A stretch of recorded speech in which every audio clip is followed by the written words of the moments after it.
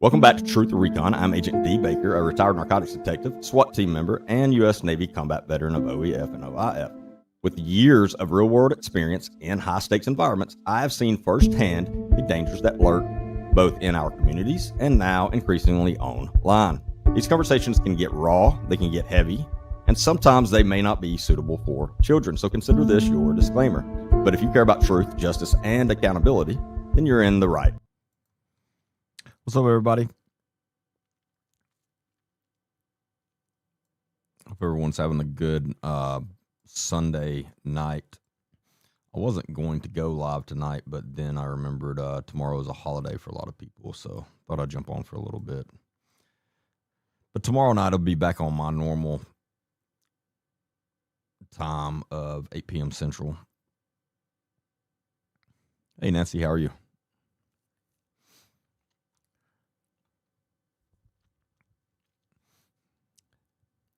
Hey, Bridget, how are you?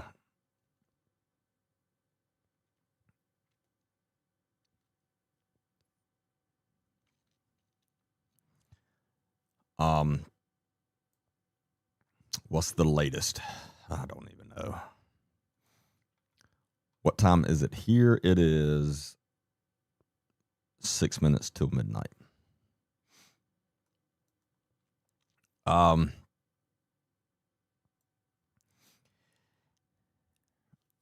Supposedly a reporter got inside information that investigators believe this was a burglary gone bad, a robbery gone bad. I don't believe that at all. I don't. That doesn't make any sense to me.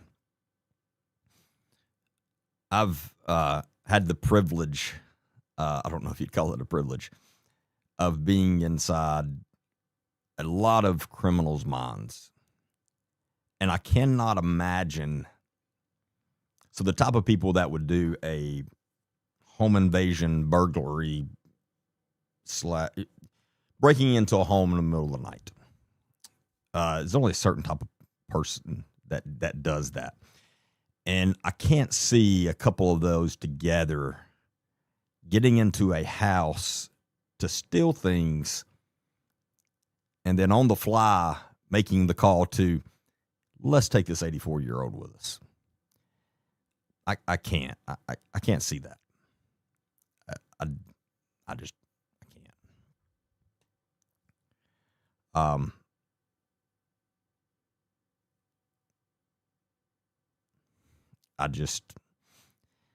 So I don't know I don't know where that information came from. Again, I've said I will stand by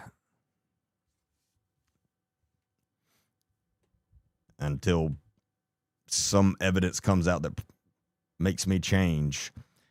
I will stand by that the guy on the porch was extremely comfortable at that residence. Extremely comfortable.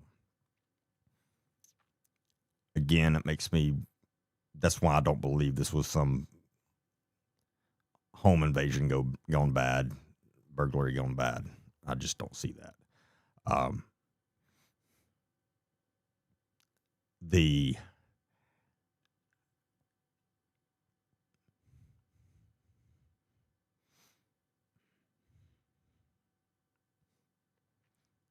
I don't know. I've been trying to think of how they could come to that conclusion at all, and I don't see that. Because we were also told in the very beginning when the sheriff did his first press conference that where he was just dumping all types of information out, some that he probably shouldn't have, that nothing was missing, that they knew of nothing was missing from the home, which means it wasn't ransacked, which means drawers weren't open, closets weren't going through, those kind of things. The kind of things that a burglary is that would indicate a burglary. So, also, it is believed that there was no forced entry. Now, I don't think we've been told that for sure, but with leaks here and there, that's what I believe. I don't believe there was forced entry. So again, if investigators are starting to believe that, I would be very concerned of what the hell they were doing. So I just, again, unless some information comes out, evidence comes out to change my mind, there's no way I believe that. I just, now, I will admit, and as I've stated numerous times, nothing about this case is normal. Nothing. Every single thing about this is just so stinking strange. But again, I can't picture two guys in there that went to just plan on burglarizing a house and stealing some stuff and coming up with an idea on the fly. Let's take her with us. I can't. I would be more on the side of this is a serial unaliver over that. I could kind of see that. Now, again, that would be a shot in the dark. That would be very rare. But that would make more sense to me than a burglary gone bad. So, I mean, the way the guy was carrying himself, his is strange. And then also, and so I need y'all's help.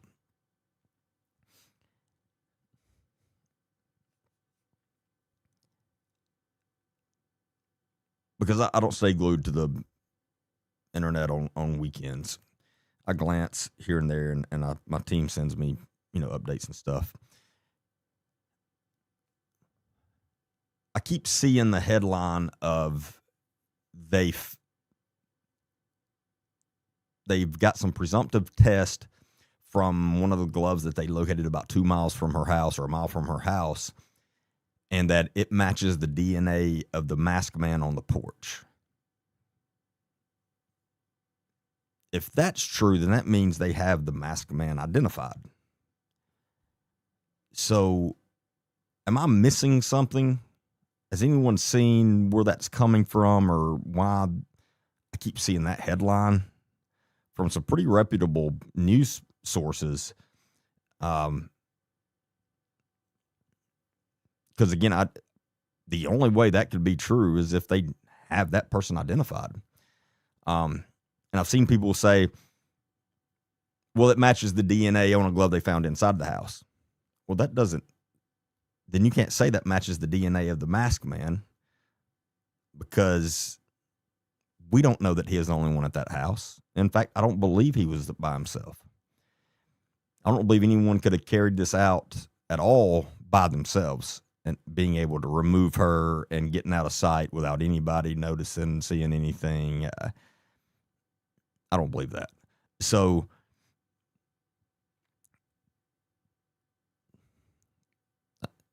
I'm seeing people say it was just, for clickbait. And that has to be what it is.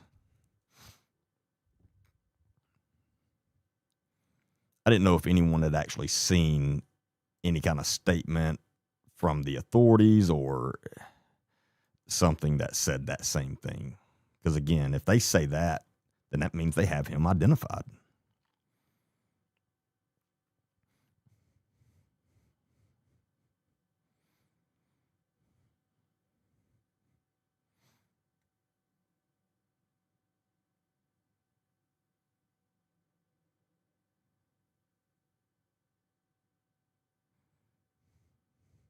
Yeah, I know it's the same glove that he had, like the same type of glove he had on. But again, if he was there with someone, which again I believe he was, they probably had on the same type of gloves. So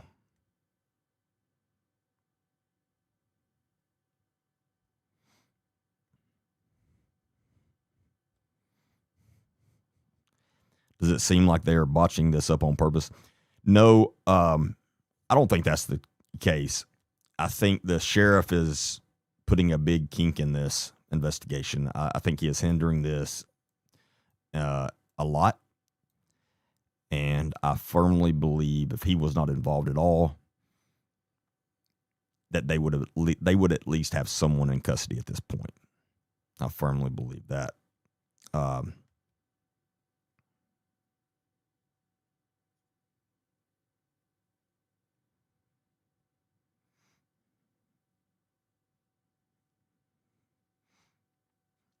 So, and his ego is in the way. He does not know what he's doing. And I don't care what anyone says. At this point, he has proven that he doesn't care about Nancy. He cares about his ego.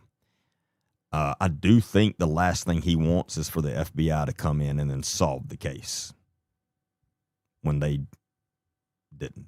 I think that's why he wants to stay over the case and is doing everything he can to, so when it's solved, he can say that they solved it instead of the FBI just solved it.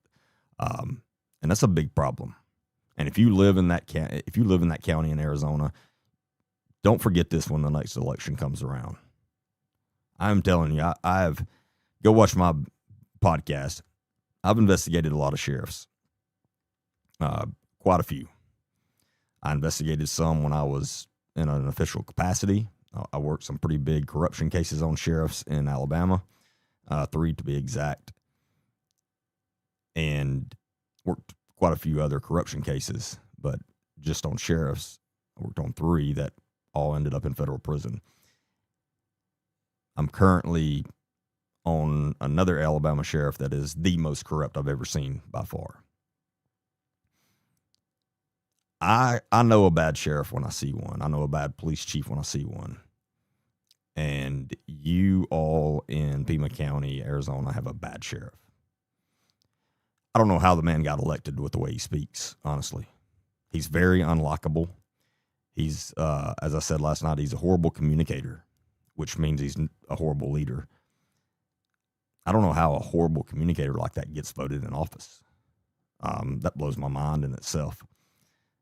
So I don't even know how this guy ever got in office like that, but he is, and y'all need to get him out.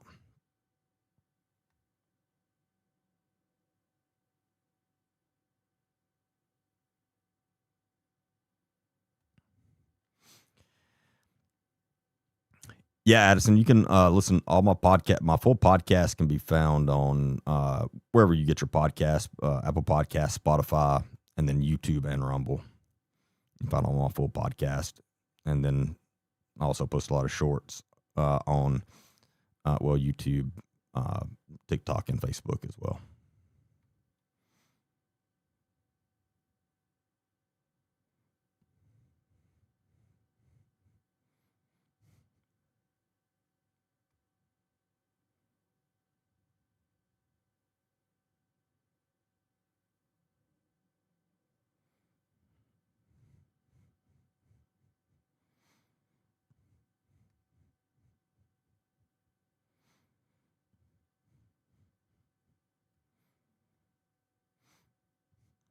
He's not even speaking. It's crazy. Yeah, and that's, again, and I went over that a lot last night with how big of an issue it is. When you're running a case this big, you have to give press releases. Like, at least every other day, if not daily, whether you have updated information or not.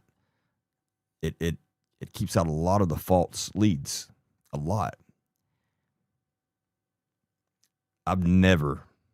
I have never in my entire life seen a high profile case like this with no press conferences ever. I mean, he did the one like 2 days on day 2 or something like that. I've never seen anything like this. And I've spoken to people that have a lot more lot higher management and leadership in law enforcement than I do, and they say the same thing. Nobody can believe the way this is being handled with the public.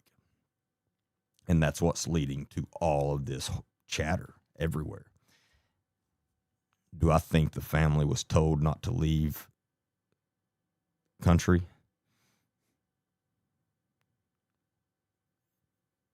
Only if they are suspects or persons of interest. But no, normally that would not be normal to just tell the family, hey, don't leave the country. But again, now I don't know everything that, because I completely understand why they're not going to put out all the information. Trust me, I get that. There's a lot of information you can't put out and you shouldn't put out to the public. So we don't know half of what they know, hopefully anyway.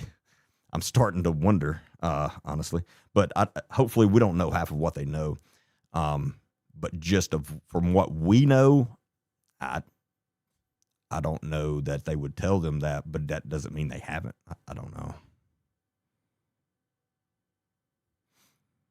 Why did this person just toss one glove? I mean, there's a lot of things that could happen. You got to understand, if you're participating in a crime like this, where you've just abducted an adult, stress is going to be max at the high once you have her and your especially during transportation. As I've said a bunch, transportation is the most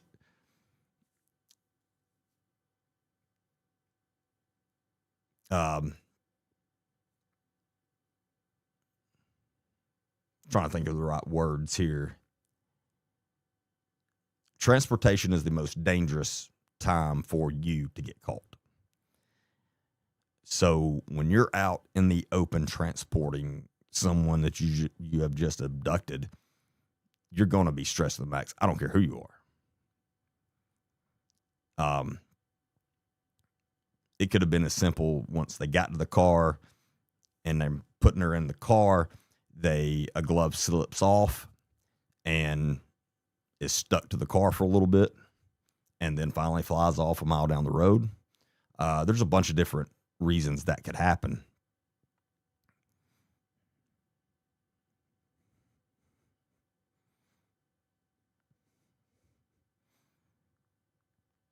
Yes, Whimsical, go ahead with your question. Whimsical said, I'd like to ask you something I heard today about Savannah, and it's said to be factual. Yeah, sure, go ahead.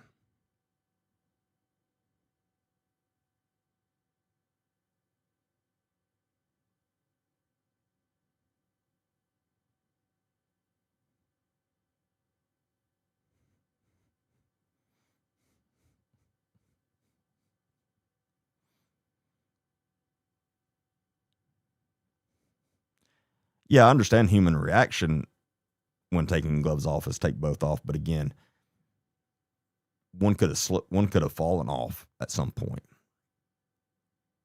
And again, I'm not saying that's what happened. I'm just giving an example of how it could.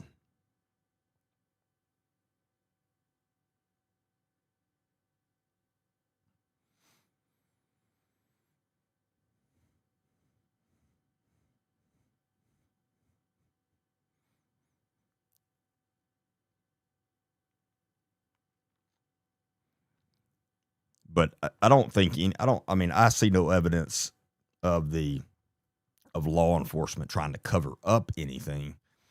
I definitely don't think the FBI is trying to cover up anything. No, I don't believe that in any way whatsoever.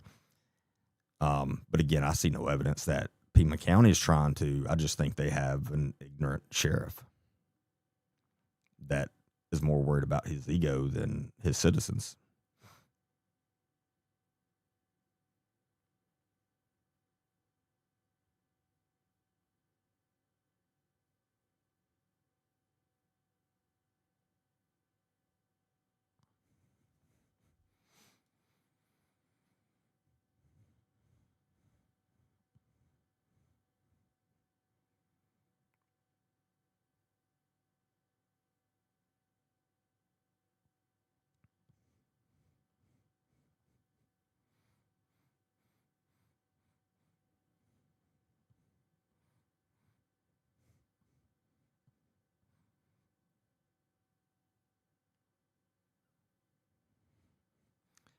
Do I think Nancy went to the door and he hit her and that's where the blood was? I mean, that's possible. It's definitely possible.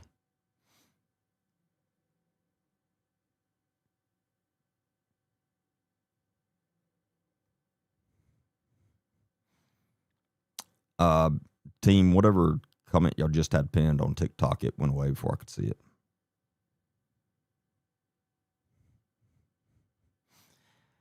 I think landscaper was involved picking weed and placing in front of the camera. I think that's over. I think you're overthinking that way too much.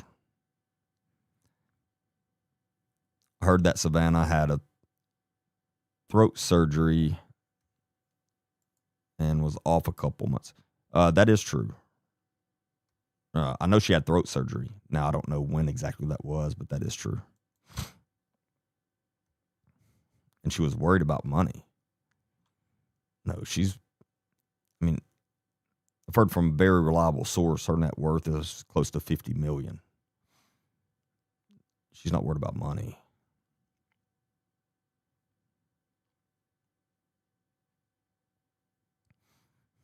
Was someone already in the house and let the doorbell guy in? That is possible too. Absolutely.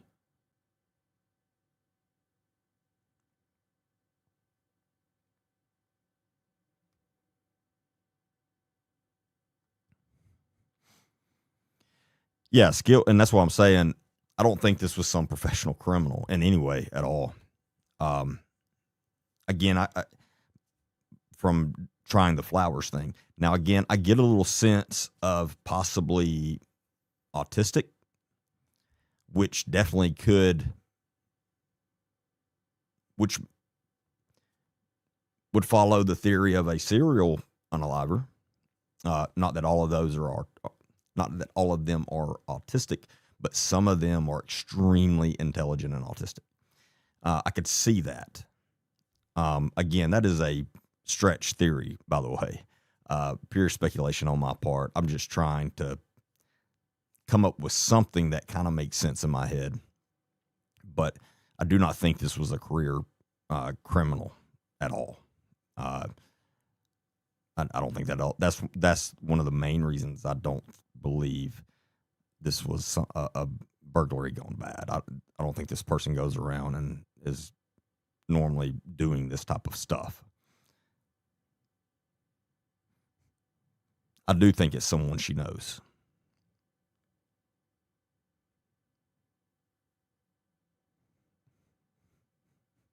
Now, that doesn't necessarily mean I think it's a family member. Because, I mean, people know a lot of people, but I do think it's someone she knows because I think it's someone that's very comfortable with that house.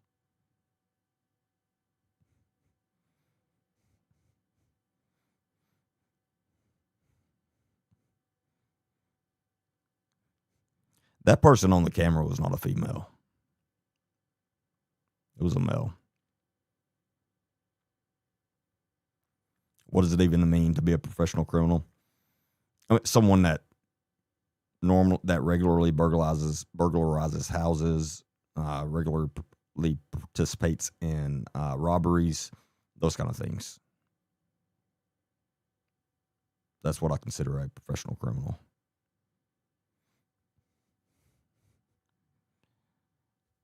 Also heard the Mexican cartel wears guns like that. That's not true. I've never seen that. I've never seen that before.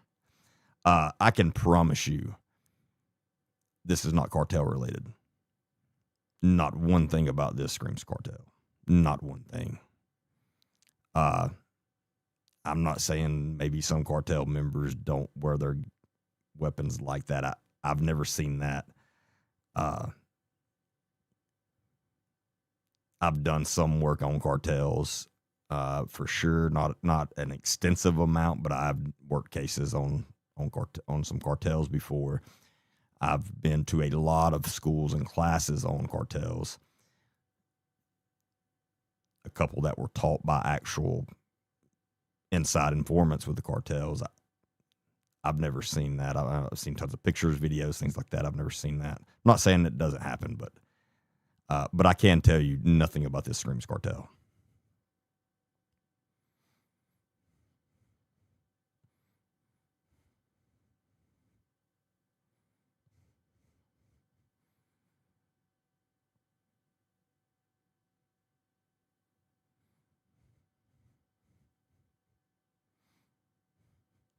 You can't see her going to the front door at that time of night. Why?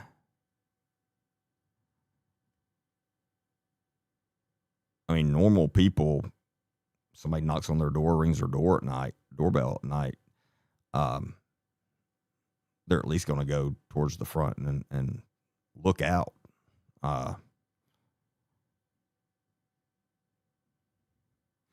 not just going to lay in bed.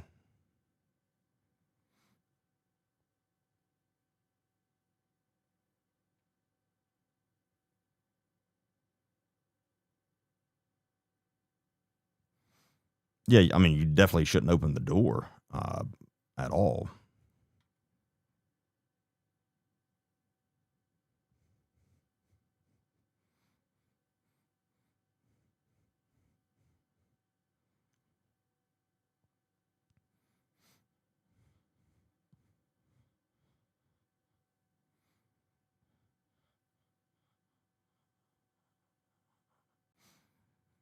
Did they verify that the video on the porch was the same night of the crime? There's no date, timestamp, supposedly. Yeah, that's the only way they were able to collect that data, that footage, was because right after that is when the camera was disconnected and was no longer taking in data. And so, because every time, so when you're not subscribing, the data immediately still saves to the cloud for a very short time. That's the way you could get on your phone, on the app, and see the live view and stuff like that. It's a very short time, but it is constantly saving. If you have a subscription, it's saving all that information for however long, 2-3 days, or however long it does. If you don't have a subscription, then it's just constantly rewriting over that data. So the only reason they were able to pull that is because right after that, that camera was taking in no more data. So that was the last data that was taken in on that. And that's the only way they were able to get that. That's also why it took them almost a week to get that footage. And no one else would have been able to get that footage other than the FBI. Like a local law enforcement agency would not have been able to obtain that.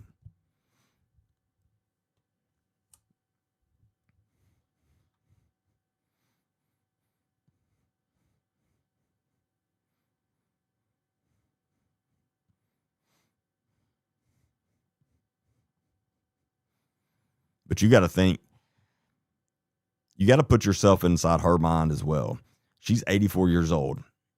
From my understanding, she's been living at that house in that neighborhood since the 70s. Nothing's ever happened to her in that house. It's a safe neighborhood. The last thing someone like that is thinking is someone's going to come in and get them. I mean, think about how long she's been living in that house and nothing has ever happened. You get complacent, especially at 84 years old.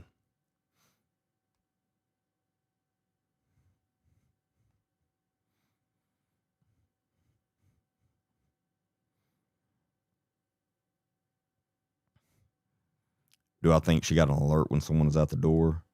I don't know.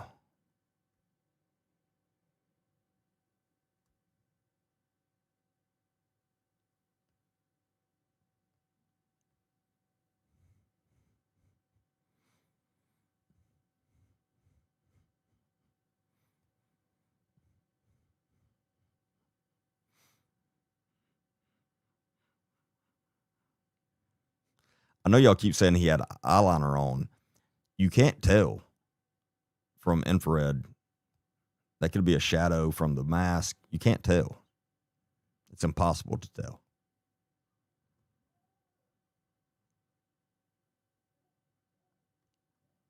I've been meaning to, I'll try it tonight, to like go test that, and because I have a like a Ring doorbell, and we don't have a subscription to it because that's not a camera we depend on or anything. We just have it so we can see if someone's at the door, or when they ring the doorbell, it immediately comes to my phone, because if I'm in my studio here, I can't hear anything. I mean, I'm in a dungeon. But I've been meaning to go test it and take a video of that just to, show it's infrared is very tricky.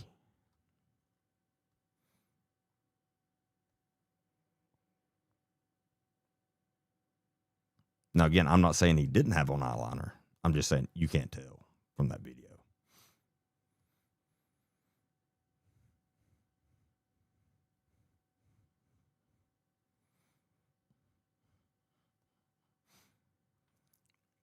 Yeah, I understand. Nancy said it looks like eyeliner. That's what makes us think he was a woman. It also looks like he has facial hair. And then people were saying, well, that looked fake, like they drew it on. So you're telling me a female would go through all the trouble of drawing on fake facial hair and then put eyeliner on? No, she's going to try to look like a male if that was her purpose. She's not going to do both.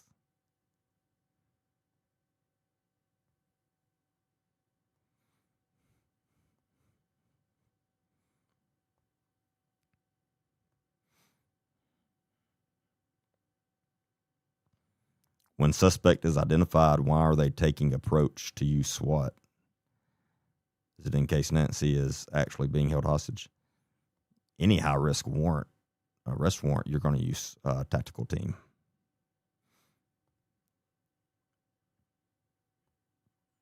So that's not uncommon at all.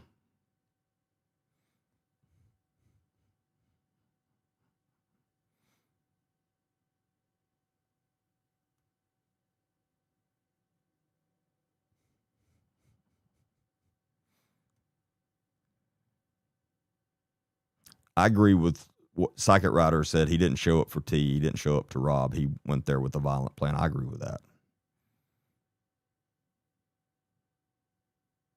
At this point,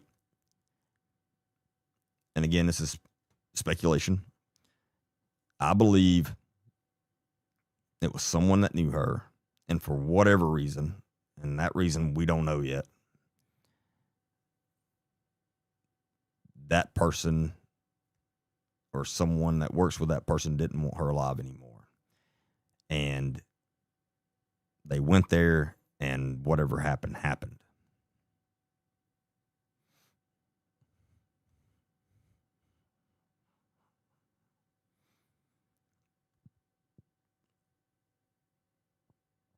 I think if any of especially the first one, I think if the first ransom note came from someone that was actually involved, I think that was just to try to throw off the heat, take the heat off of what actually happened. But now I'm completely questioning that. The only reason I was thinking in the beginning that the first email sent to TMZ was legit and from someone involved is because the owner of TMZ said himself that he said the FBI told him there was information in that email that only someone involved would know. Well, if that's true, then it has to be someone involved. But now with them still getting all these random emails, I don't trust that guy at all right now, the TMZ guy. Now, I'm not saying he's lying. I'm just saying I don't trust it now. So until the FBI comes out and says that, then I'm not going off of that anymore. And if that was not the case with that first one, I don't think it was involved at all. I think it was someone trying to take the opportunity of getting some cash.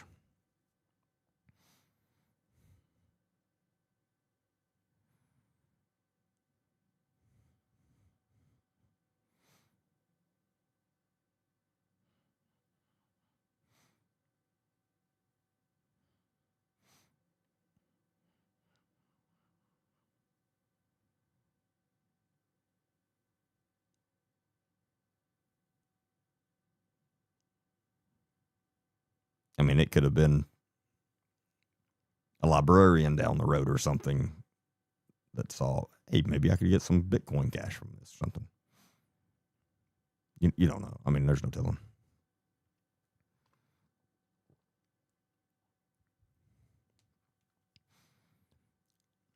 Didn't a guy take his life at a traffic stop? I don't know. I still have heard nothing. I don't. Not before last. There was so much misinformation coming out. I have no idea what all happened. I don't know that anybody knows. Harvey is in the Epstein files. Everybody's in the Epstein files. Hell, I'm wondering if I'm in there. I just, everybody's in there. It's like, seriously, I'm not in there, by the way. I should have even said something like that in a jokingly way. Literally almost every politician that we've ever had, major politician, is in there somewhere. Any wealthy and famous person is in there. It does not mean all these people was involved with Epstein. It does not. It's literally impossible for that many people to be involved with the man. Again, like I've said, most of the files I have seen so far, and now there's still a lot I haven't seen. Obviously, there's tons. There's like literally millions.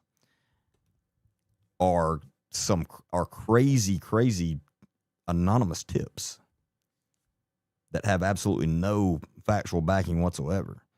Just because someone's name is in there doesn't mean they're involved with that man.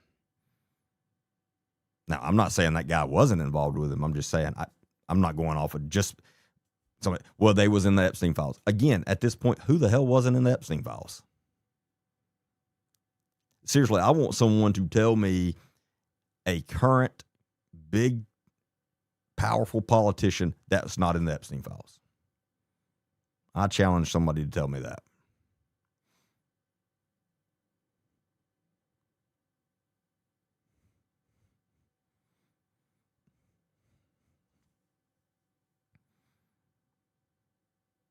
Again, there's absolutely zero evidence that this anything to do with this involves the Epstein files. And you can't just say that. Like you have to have some type of evidence. Like anything. There's nothing. So you can't just make up a conspiracy theory in your head. You can't. You have to have something that would point to that. Like, no matter how small it may be, you have to have something. I've seen absolutely nothing with this that would suggest that.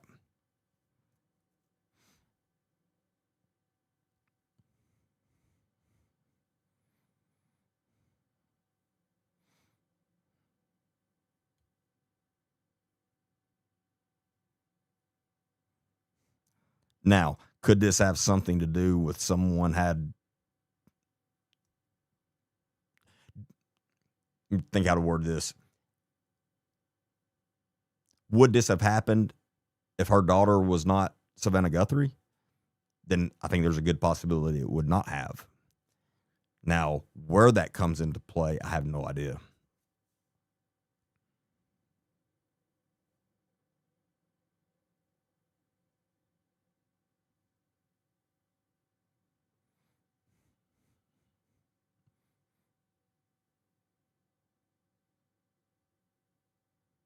Because Savannah interviewed someone. You have... How many people has that woman interviewed in her career? Thousands.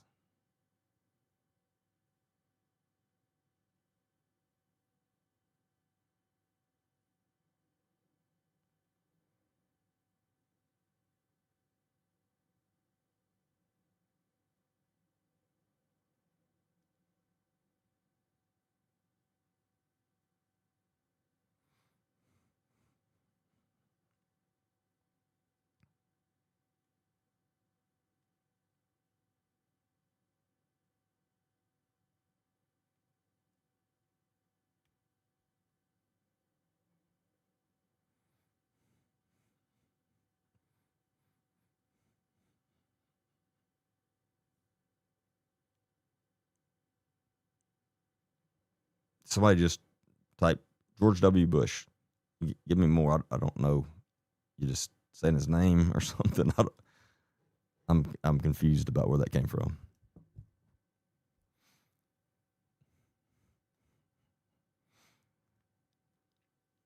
any updates on the helicopter trying to pick up the pacemaker?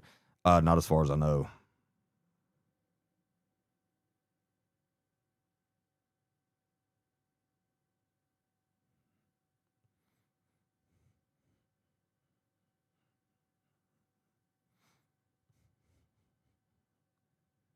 But I'm telling y'all,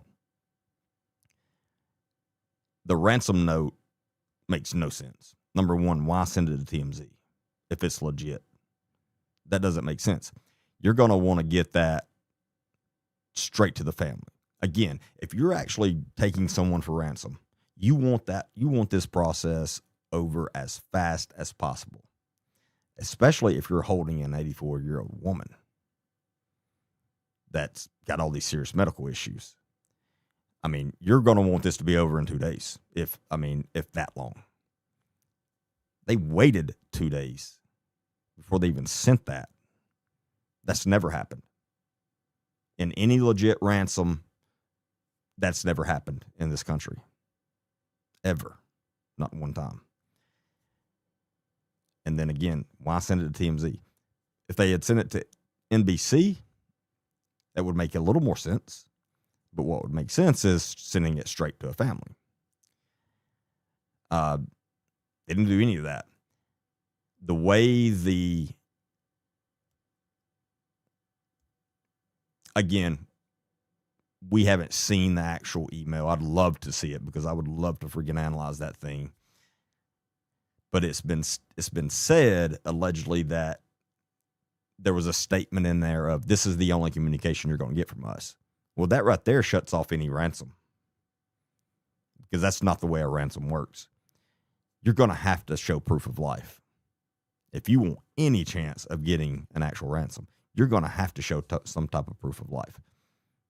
That never happened. That was never even discussed with whoever sent the ransom letters that we know of. So,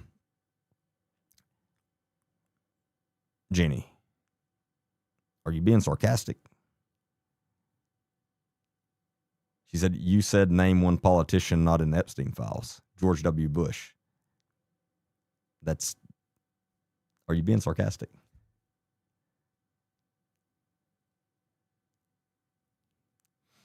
That's not true at all. I mean, maybe you're just trying to be funny. I don't know.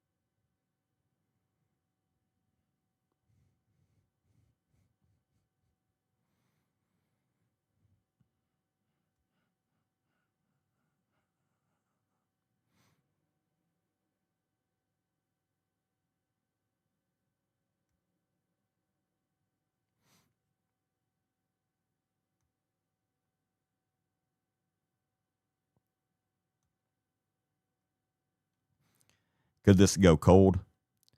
I think there's absolutely, I don't think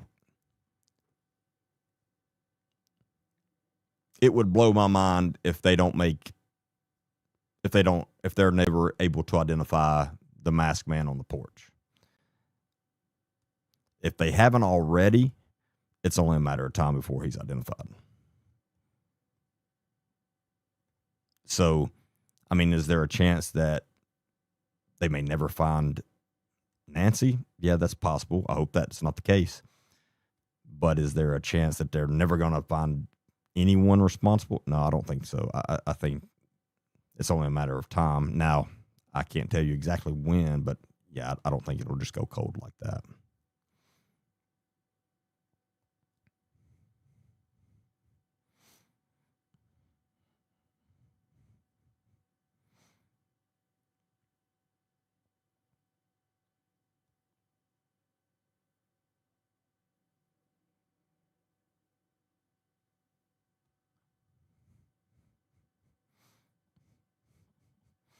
What are TMZ's viewership like? Like everybody else, that's news on TV, very low. Nobody trusts any of those now. People go to social media for facts.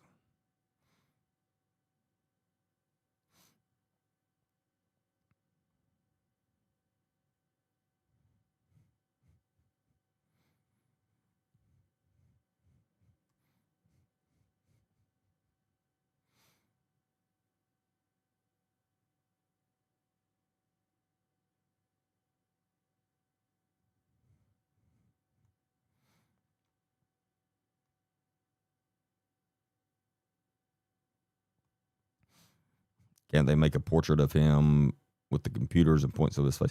No, because of the mask. And again, I'm not convinced he didn't have on at least 2 masks. But the how thick that was, and with the infrared, I don't think that's possible. Now, I hope I'm wrong. Maybe the FBI has been able to do that, and again, maybe got that identified already. I don't know, but I wouldn't think so.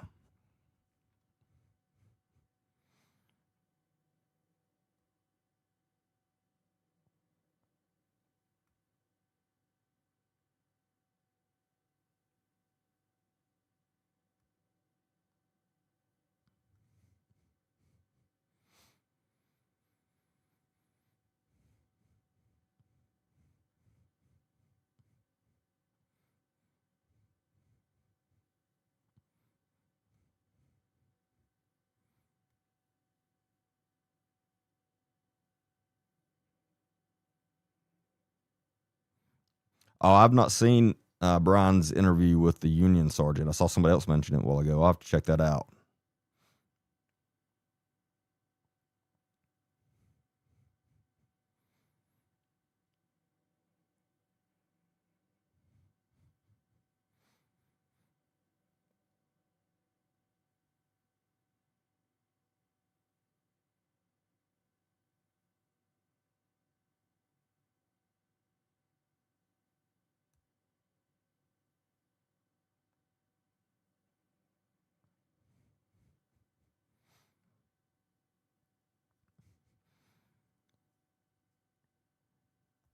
Say they catch this person but have no body, is it still kidnapping or a homicide?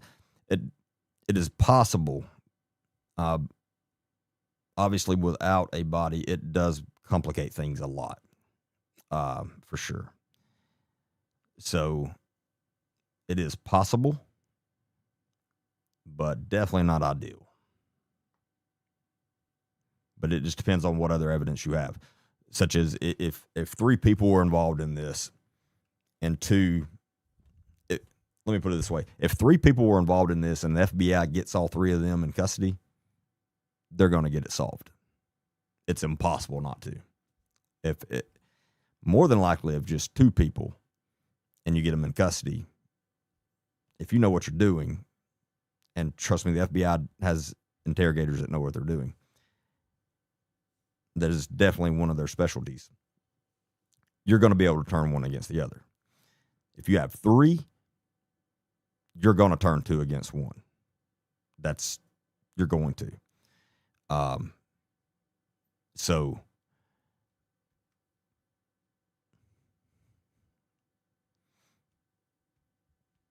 again, say if you have that scenario and you get 2 telling the full facts,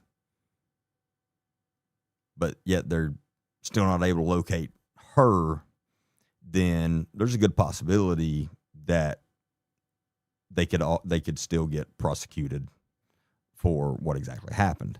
But again, and there's a lot of different, things that would have to come into play. But it's not just a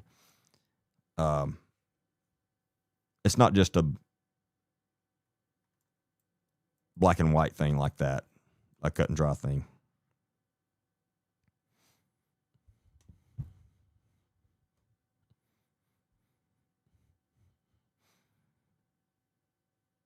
And if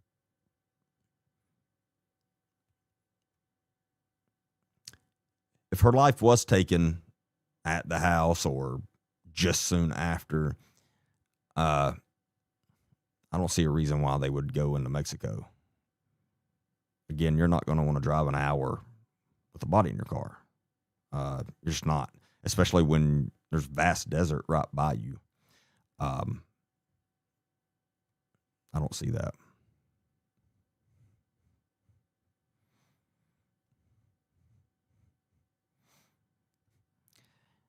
I think it's possible some stalker snagged Savannah's mother. The whole ransom sounds like bullshit. That is possible. I think that's a plausible theory.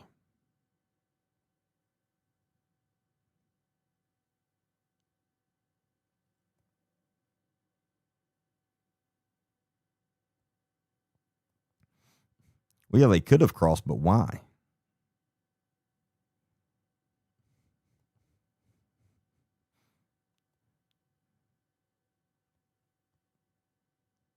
That's what you have to ask. Like, why would they do that?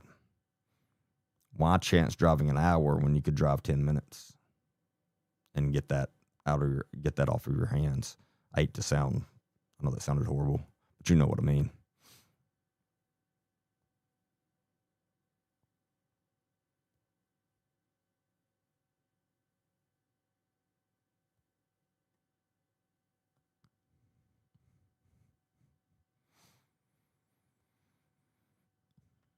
Do you feel like the huge media presence has hurt, hindered, or interfered with the case? It doesn't help as far as the way they're following them around, like you said, like following LE agents every step. That would drive me insane. It does not help. It's pretty crazy. It would definitely drive me insane. However, I think the sheriff has hindered this way more than the press.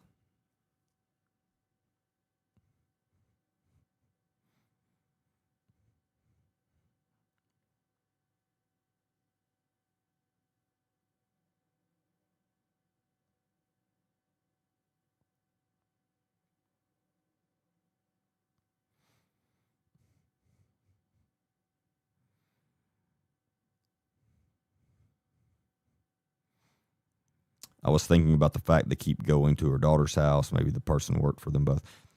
No, I still think there's something to that. There's been way too much activity, in my opinion, around. I can't even remember her name now. The other daughter, not Savannah, the one that lives there. Tommaso's wife. There's been a lot of activity around their residence for investigators not to think something.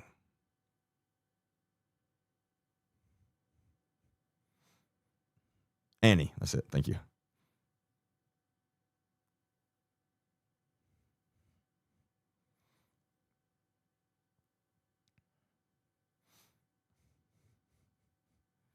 Does Tucson have a high rate of unalivings? And I hate having to say the word unalivings, by the way, but at least TikTok will kick you off for saying the other word. It's crazy. It's ridiculous. I agree, but it is what it is. Someone last night, because someone said it was like they said like 8 or something last year, and I said that's impossible. And then a couple of people, I think someone on my team looked it up too, and it was like 80 for the last year. So that's not crazy high. I wouldn't think for a population of that size in that county. 54. Somebody just said 54. So, I mean, yeah, it'd be awesome to be lower, but I wouldn't. That to me just that doesn't sound like crazy high.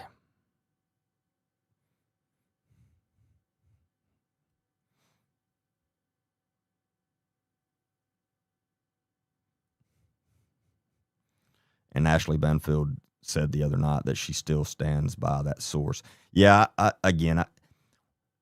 with her coming out with that, and then all the activity at their house. I agree. I think there was something to that. I definitely do.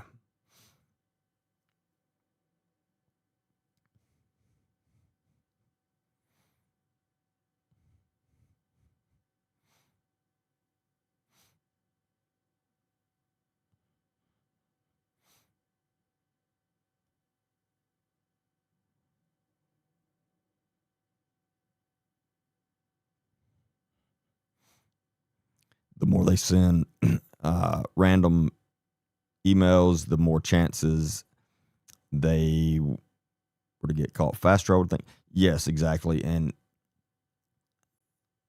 again, especially any emails coming now, no, there's no way there's any legitimacy to them.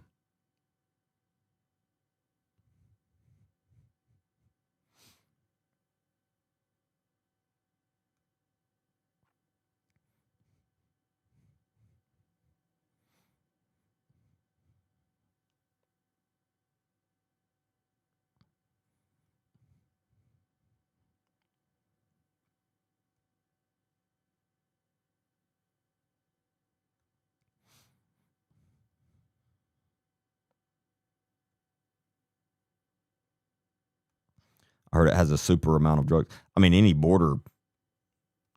city close to the border like that is going to have a lot of drugs, yeah.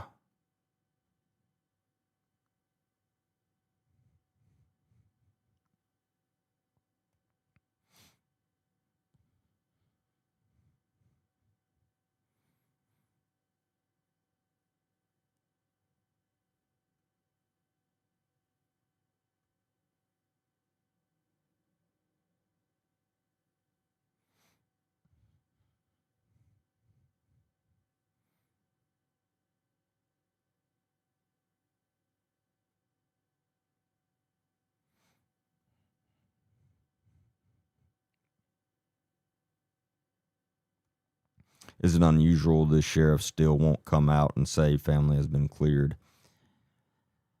I wouldn't necessarily say that would be unusual. It's very unusual that the sheriff is not doing any press conferences, though.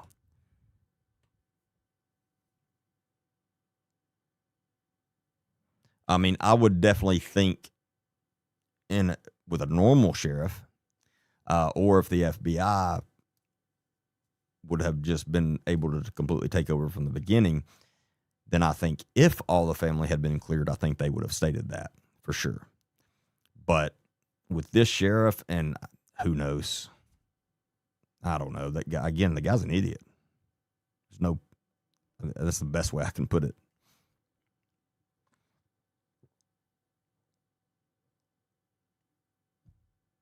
Do I think he cased her house? If this is not someone that knows her very well, absolutely, they cased her house for a while. Because again, they felt, as at least the guy on the porch was very, very comfortable there. Strangely calm and comfortable there. It's strange.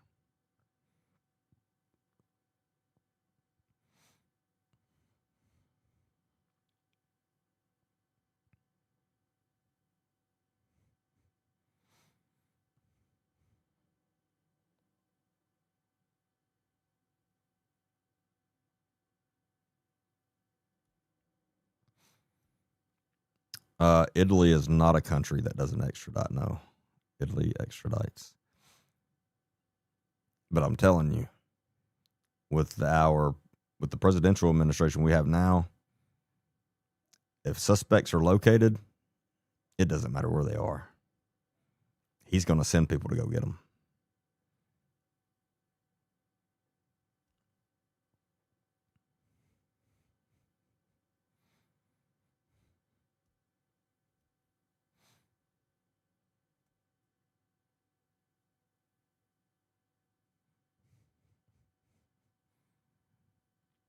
Are you asking me? Do I know who Savannah Guthrie is? Yes. I mean, I'm guessing you're asking somebody else, but you didn't tag anybody else in it.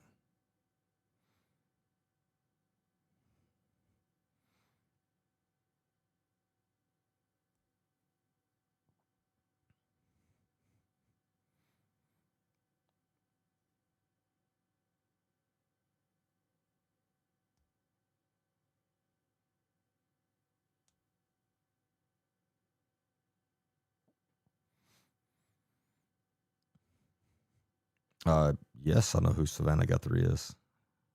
I'm confused to that question.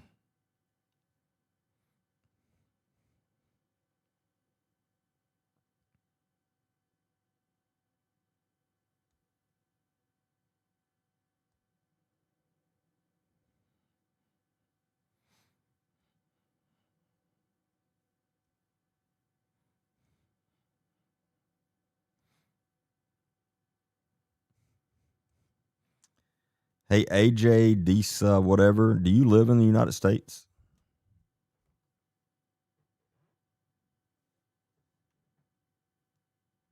So who is she?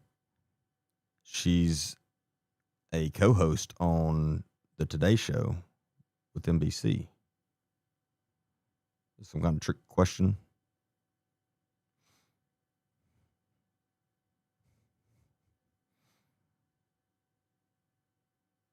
I was going to tell you, AJ, whatever, that's talking about my country like that.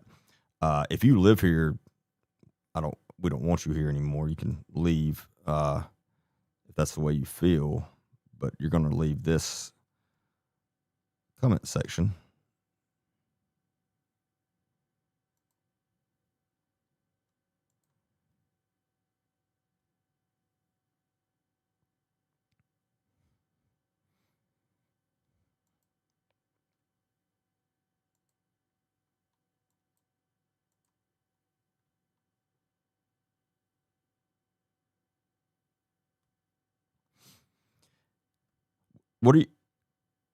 Why don't you just tell me what you want me to know?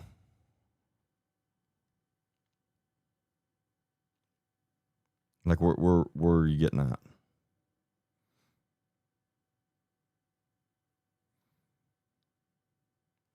Why do I think his book bag was full when getting there?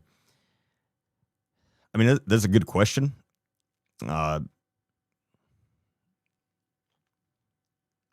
If they went there with the intentions of taking her, then I would think more than likely, tools for that, rope, tape, maybe tarps, something. I mean, again, it's all speculation. It's a good question. I don't have a great answer because it's abnormal. It's very abnormal.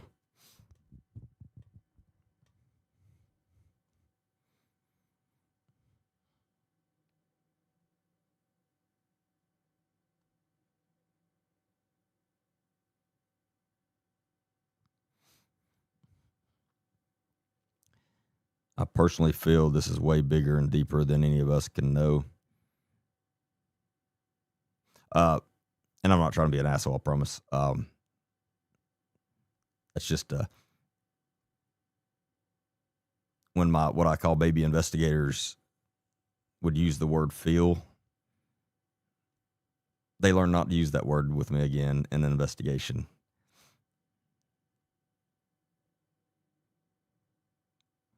Because feelings don't solve an investigation.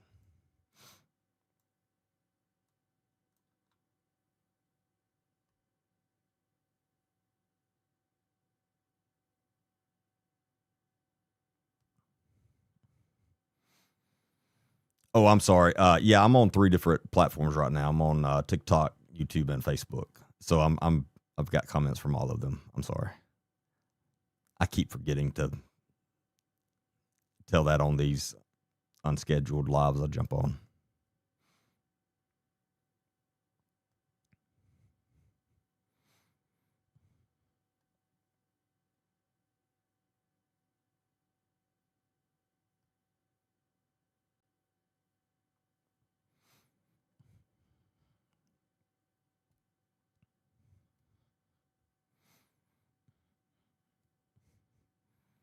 What do I think Cameron is feeling about Annie and Tommaso? I I don't know. I mean, I don't know anything about him either.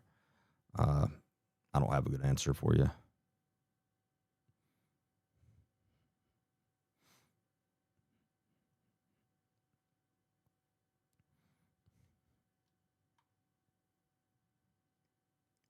But is it Alex Kummer? You've got me curious though. I'm seriously curious as to what you're getting at. So don't ghost me.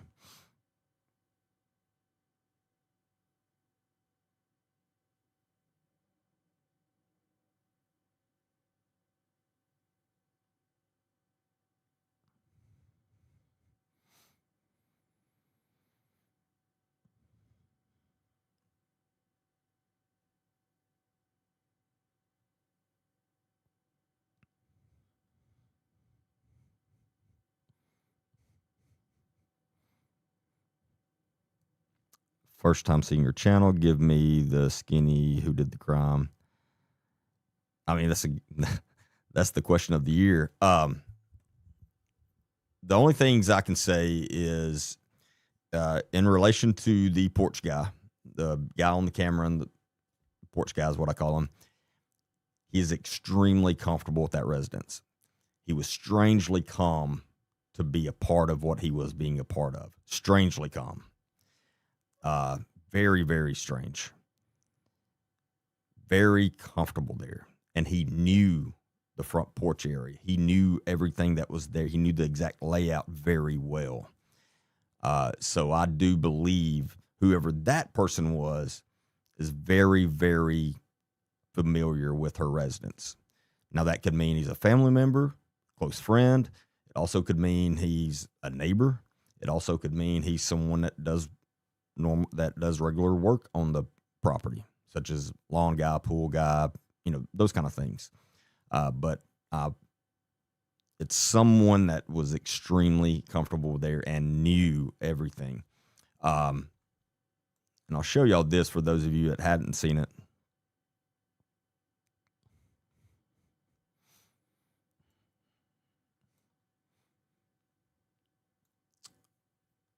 And we'll show this right quick. I meant to show it last night, and I said I was, and then I think I forgot. But I did a short podcast the other day where I slowed the whole video down and I walked through it. And let me get that pulled up. It'll take me just a second.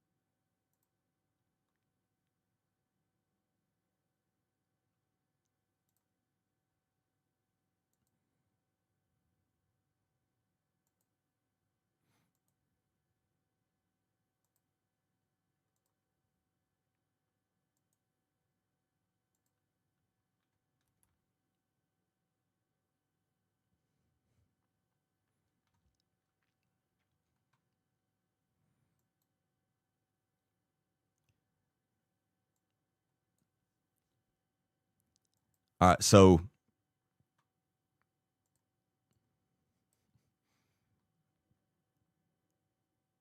this is his initial approach. And I want you to notice, and I slow it down. Now, the first clip is normal speed.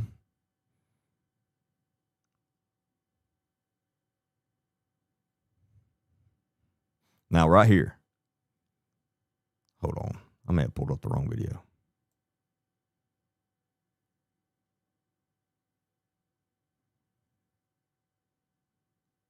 Yeah, I did. So I'm just going to have to slow it down myself. So when he starts getting close to where this step is, I don't know why you can't see my.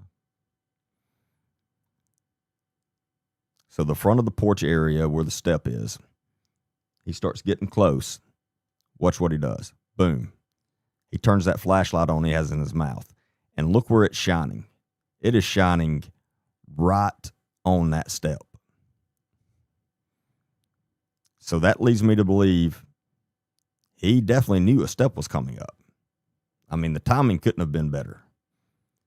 Because he's got his head completely down. And remember, it's pitch black. It is pitch black. So he knows there's a step coming up. And if you look right here, like I said, that's exactly where his light's shining. And it only shines for a second. Just for him to say, okay, yeah, there's that step. And then, boom, it goes back off. And then he keeps his head down, completely down, steps up on the step. Now his head's still completely down. And then he's going to start looking to the left. Hold on, it's going to come up in a minute. No, I'm going to have to pull the other one. That was a completely wrong video. But anyway, y'all saw that part. So let me pull the other one up.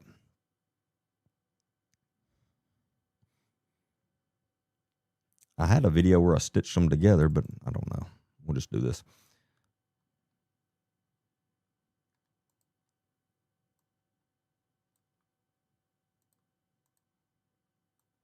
All right. So this is the second half of that. So he's stepping up. He's looking over to the left. Again, it's pitch black. He's looking over to the left. Then as soon as he starts looking to the right, his right hand immediately goes up to where that camera is, where that Nest doorbell camera is. That leads me to believe he definitely knew the camera was there. But his right hand goes up, and then it goes straight to covering that up. Again, it's pitch black, so he got as close as he could. And he did a decent job. It did catch his face, but just for a second. Then his left hand goes towards where the doorknob is.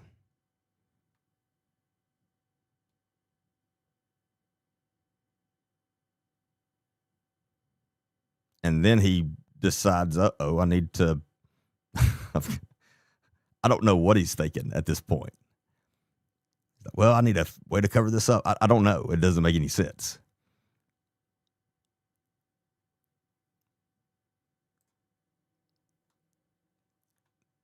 And then we'll just play it once for normal speed just so you can really see how calm. I mean, it is strangely calm.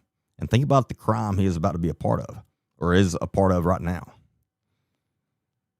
I mean, just all nonchalantly. It's like he doesn't have a care in the world.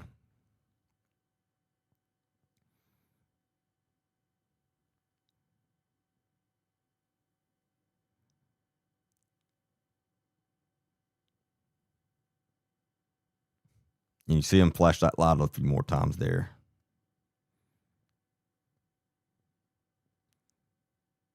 But way too calm. Again, very strange. And when you get a chance, go watch my podcast I did, because I've got it slow mode in certain spots, and then I pointed out, probably narrate it better than I did there. But that should give you an idea of how comfortable he was and how familiar, because again, it's pitch black. And look how familiar he was with that porch area and everything that was going on there.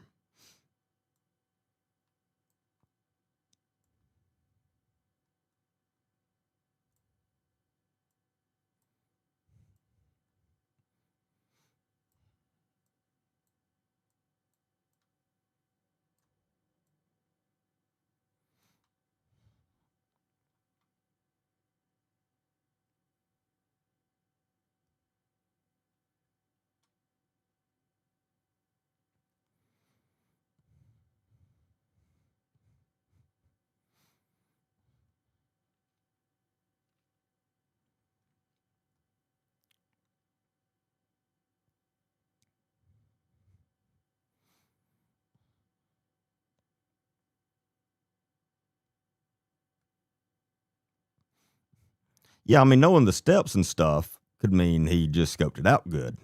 Again, but as calm as he was on top of all that, again, and unless we get more evidence that tells me different, you're not going to convince me he's not very, very comfortable with that house. That we know of, there is no more. That's all the video that the FBI has put out, Jess. Now, I hope there's more video, and I think there probably is, but we don't know for sure.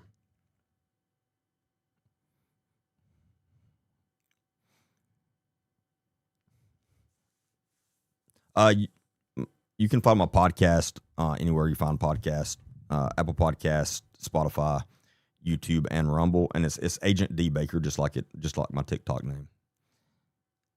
The only platform that is different is my Facebook, and it's just my full name, Derek, D-E-R-E-K, Baker.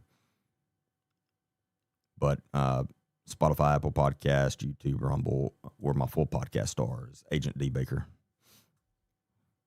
The actual podcast name is Truth Recon, but you can find it with Agent D Baker.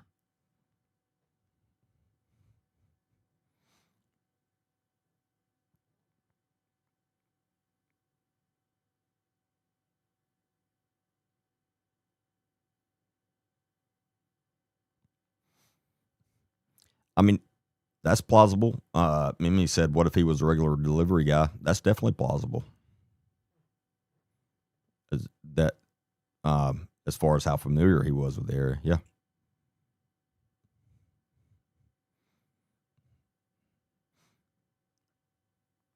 Yes, she did go home that night.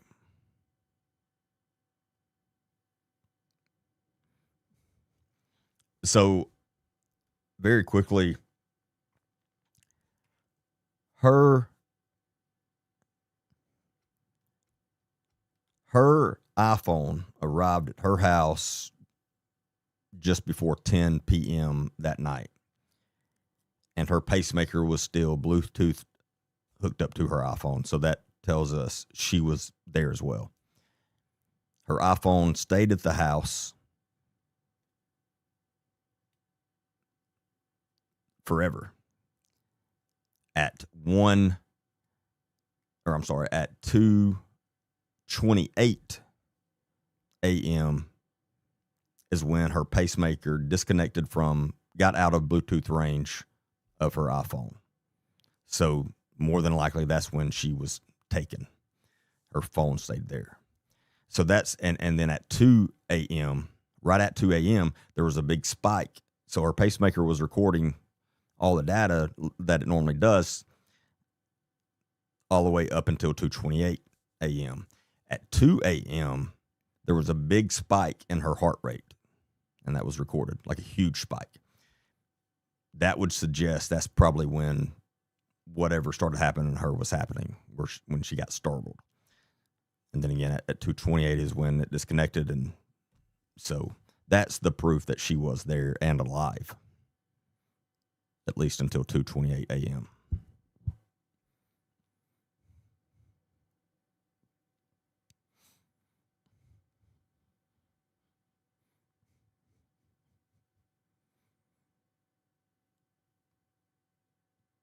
Some think backpack had clothes for her rather than going into drawers for a closet. I mean, that's possible.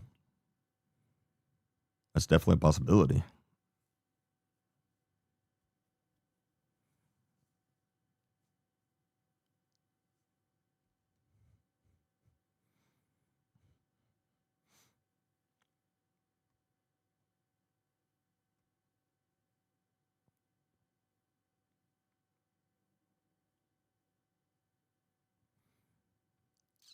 Tilted Halo, that's very, yeah. I mean, I agree that that's a great possibility. He said, looks like he checked the door to see if it was open, then hit the flowers to cover up the camera. Maybe he used a key to get in and didn't want the camera to see. That's possible, for sure.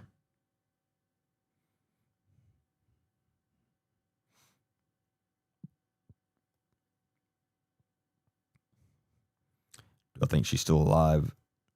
I hate to be pessimistic about this, and I hope I'm wrong. I hope I'm proven wrong. for sure. I don't think there's a good chance of that. No, just being realistic.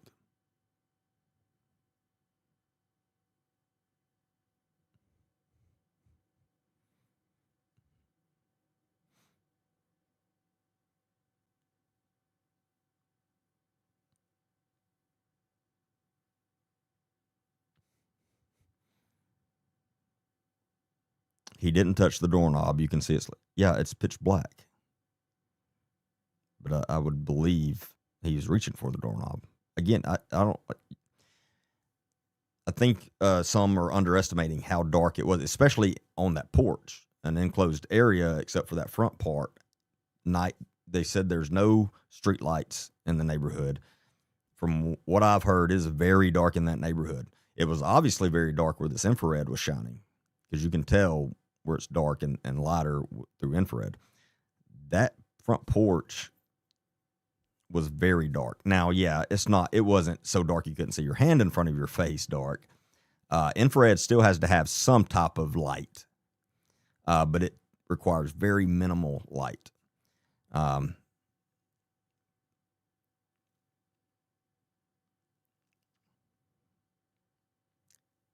He was reaching for nest, not the doorknob. It was analyzed already. Well, I just analyzed it. I don't know what you mean by is analyzed already. The only way we know for sure what he was doing is asking him. Other than that, it's speculation. So I don't know what you mean by it's already been analyzed.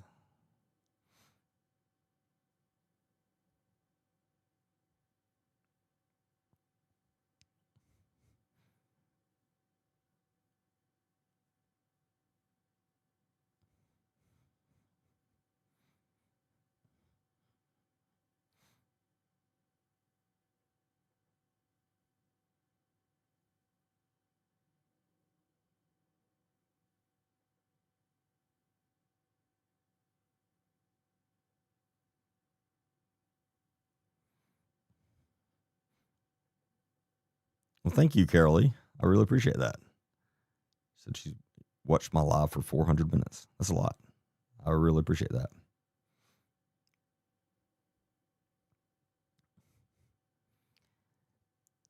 Yes, you can see the shine from the doorknob. His eyes are not infrared. Don't see infrared. Naked eye can't see infrared. He wasn't wearing night vision, NVG. So again, I don't know why I don't know what the deal is with why you're so against he was reaching for the doorknob. Again, I'm not saying 100% fact that's what he was reaching for. It just appeared like that. But again, I don't know why. I don't know what the...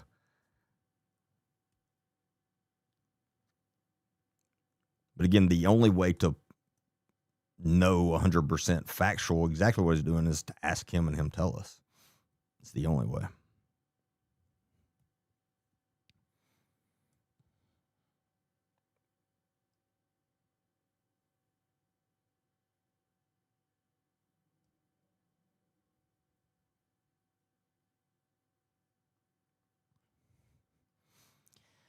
Think they have checked local locksmith companies? I think they have checked everything. There are more FBI agents on the ground there than possibly any other investigation, individual investigation like this ever in the history of the FBI. I mean, it's crazy the amount of agents that are on scene. So they're checking everything.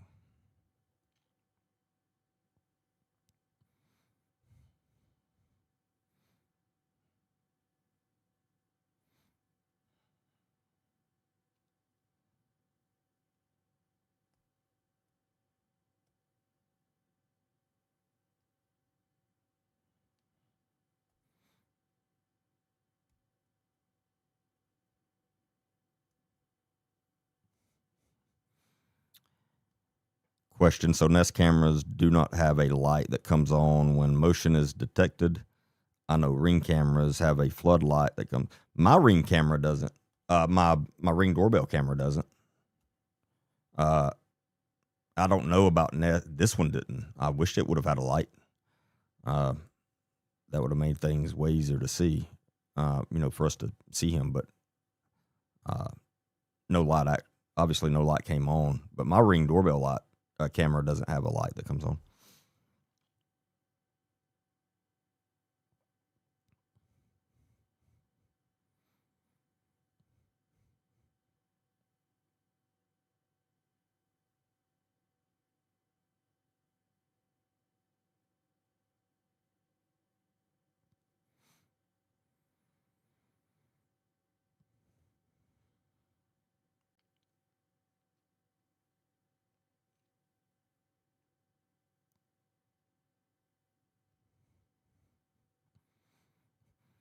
Why do I think on Friday it was necessary for about 30 agents to pull into that house when they detained? There's more to it than they're putting out. I promise you that. And you also have to remember, just because they talk to these people and then release them, that doesn't mean they're cleared. We don't know what all is going on in those interviews. But until you hear from the FBI, hey, this person has been cleared or this person has been cleared, we don't know that they're cleared. Released is very different than cleared.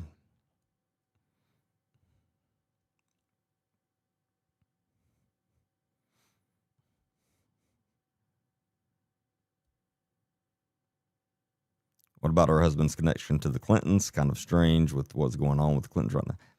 Do you know how many people have worked for the Clintons? I mean, they've been in politics over 40 years. Thousands and thousands of people have worked for the Clintons. And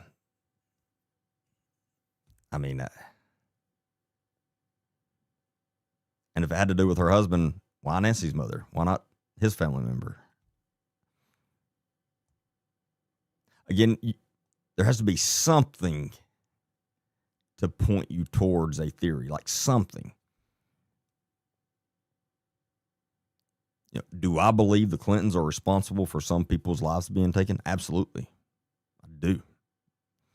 I would bet a lot on that. Do I think they had anything to do with this? And no, because there's absolutely no evidence of that. You have to just go off of what we know.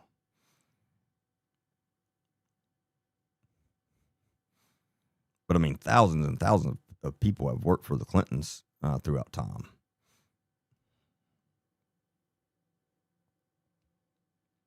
And every person that's worked for the Clintons is not a bad person.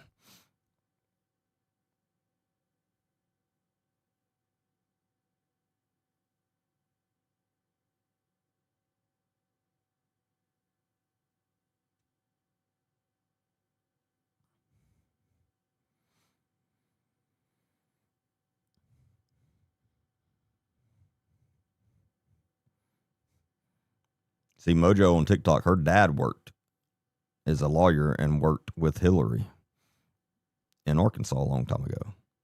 Doesn't mean her dad's a criminal.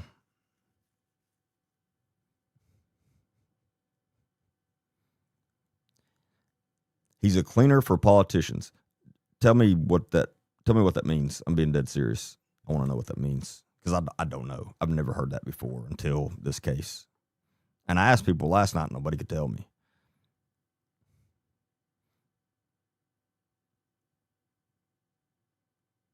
Or more importantly, show me where you got that. Like, show me what proves that. Actually, what even suggests that?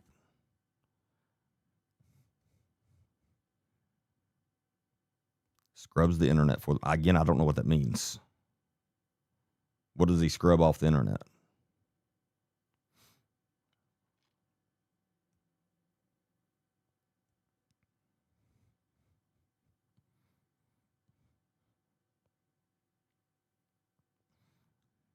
Gets rid of all the bad things being said about whomever. Well, he's horrible at his job. I hope they fired him.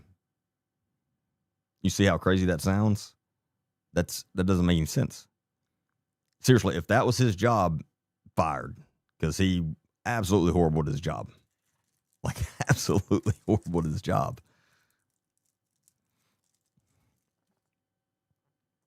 But again, more importantly, where is that coming from?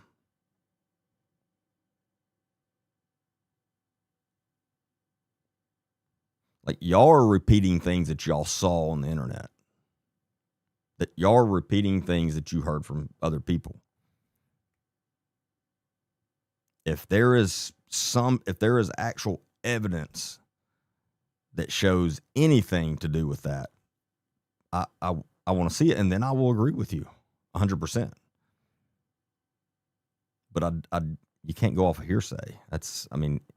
People make up stuff every day.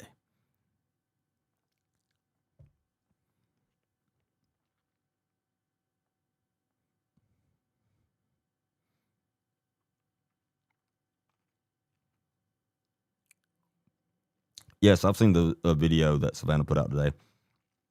I posted it on my Facebook.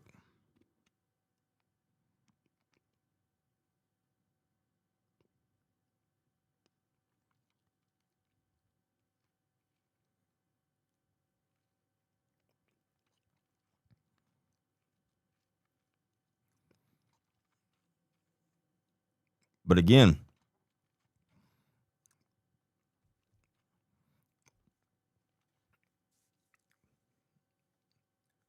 y'all, this is real life. This is a real human being that's missing, that's been taken. She has real family members that are going through a literal nightmare.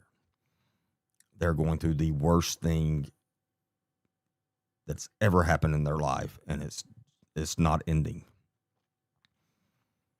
I cannot imagine what they're going through. It's very easy for us to forget that. It's easy for us to think this is kind of like a movie, and we kind of start thinking this is a movie. It's not. And you have to be conscious of that. You have to think of, if that was my mother and I was on the internet and saw a bunch of people just saying something like that with no backing, how would that make me feel when I'm already life is horrible at this point? You have to think about those things before you go posting things, before you make comments. These are real people. Now, if there's any evidence of whatever, that's different. Okay, that's fair game.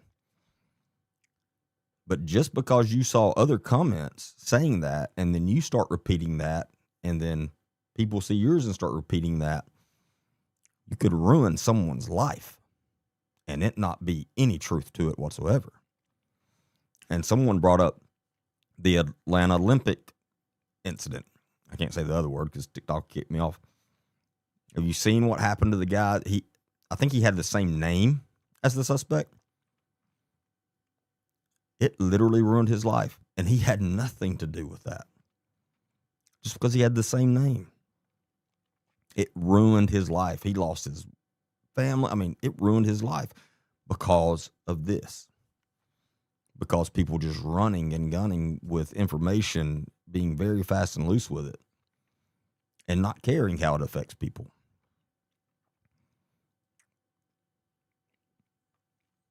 Again, be careful of just repeating something just because you heard it. You could literally ruin someone's life. Do you want to be responsible for that? I hope not.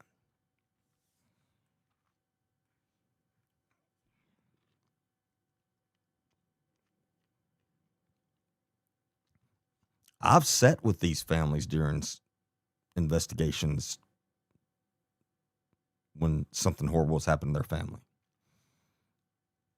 I've had to sit in those living rooms and interview rooms.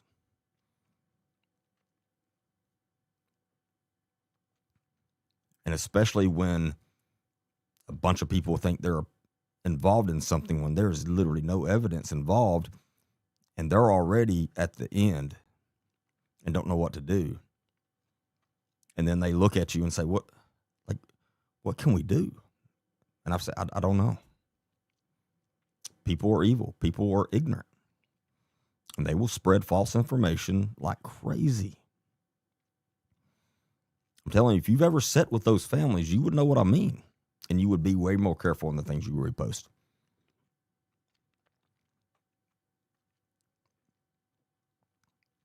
Like if you hear something, track it down. Track it down to its source. The internet's at our fingertips. If there's any truth to it, if there's any evidence at all to it, track that down. If you can't find it, then don't repeat that. These are real people with real lives.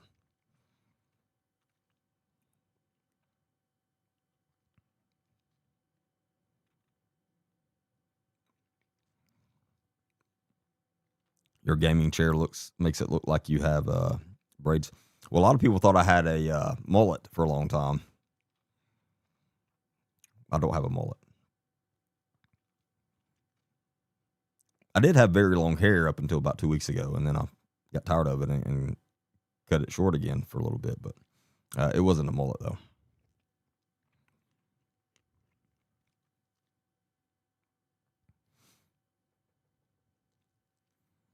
In fact, the AI thing that everybody was doing, the ChatGPT, where it was doing the funny pictures of them, it gives me a mullet because it thought I had a mullet because we just put a picture, like one of my normal pictures for my podcast, in there. And no matter what we did after that, it kept putting it out with a mullet.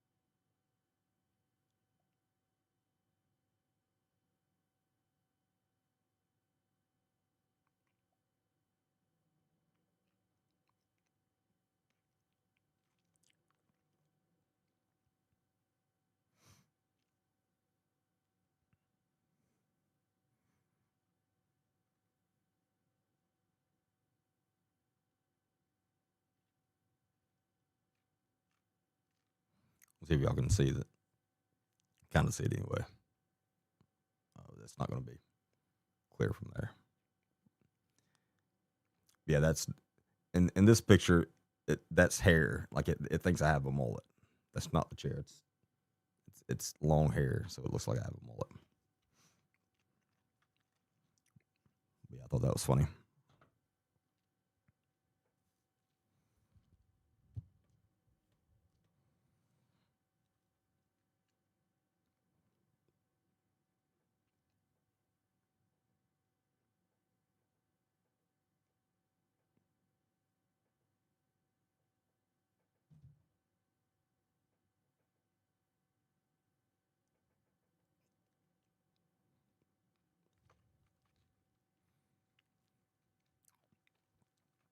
Is there any credibility to the ransom demands? Not that I know of.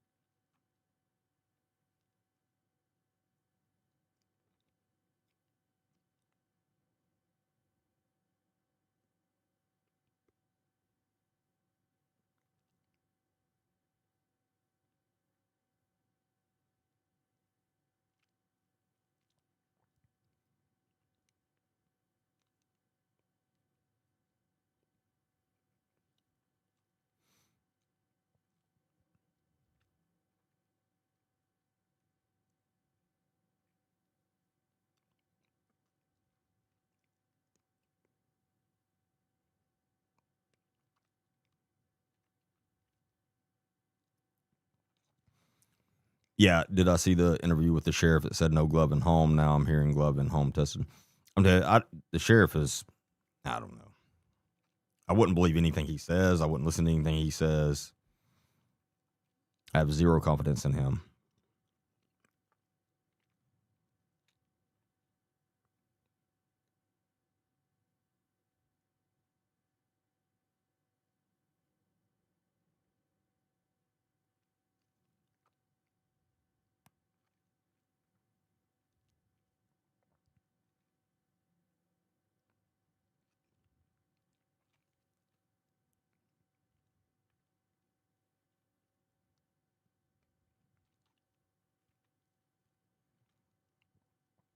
Well, thank you, Denham.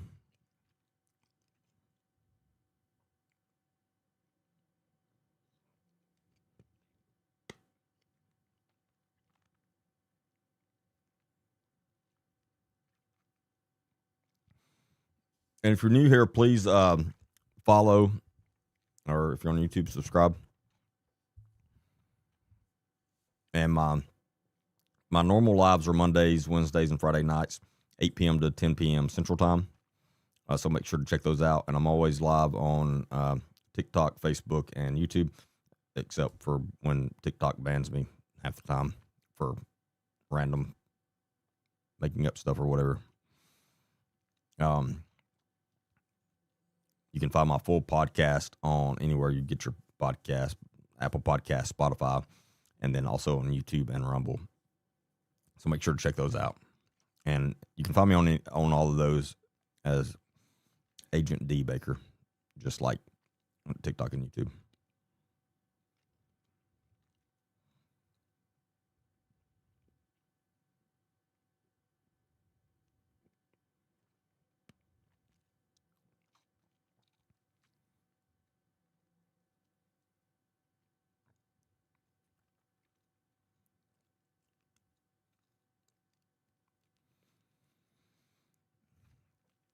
Why do I think they spent so long in their house? I don't know.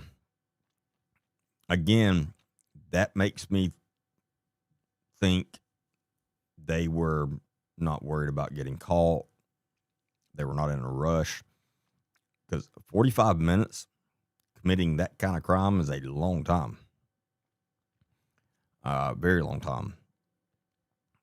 So I don't know I don't know what was going on in there for that long. It's very strange.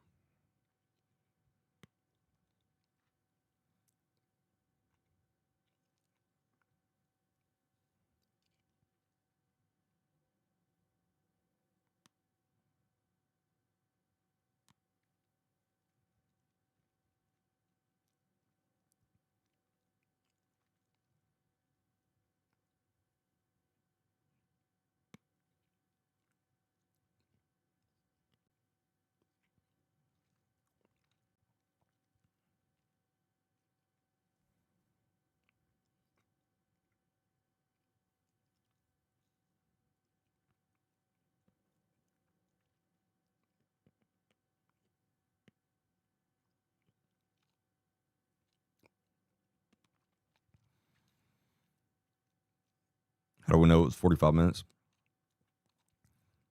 The Nest doorbell camera was disconnected, taken off at 1:47 a.m. At 2:28 a.m.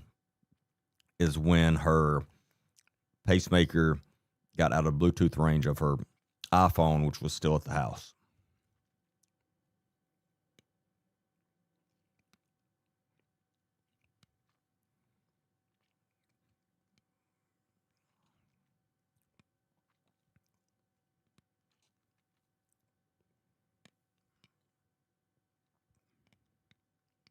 Do I sing? No, you don't want me to sing.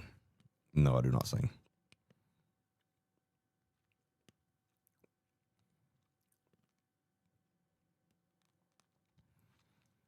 May I ask what part of law enforcement you're in? Yeah. 17 years in law enforcement. And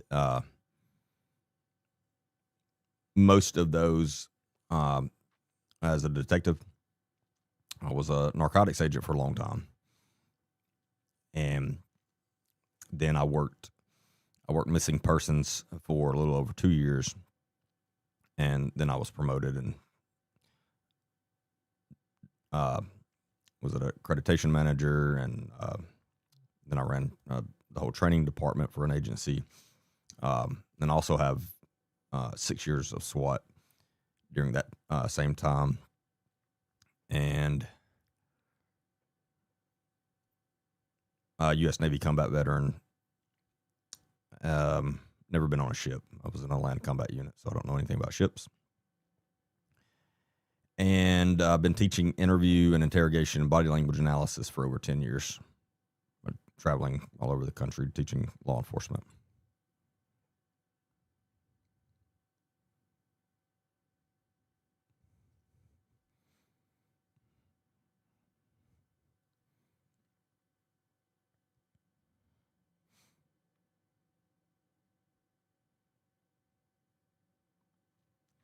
Yeah, the spike was at 2 a.m. So, like I said, that would lead us to believe that's when she was startled, when she realized something was going on.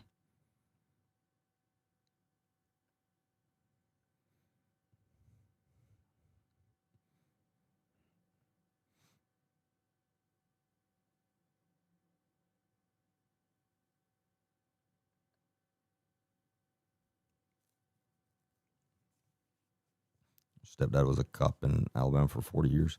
That's too long to be a cop, I promise you that. I wouldn't make it 40 years in that business. Jesus.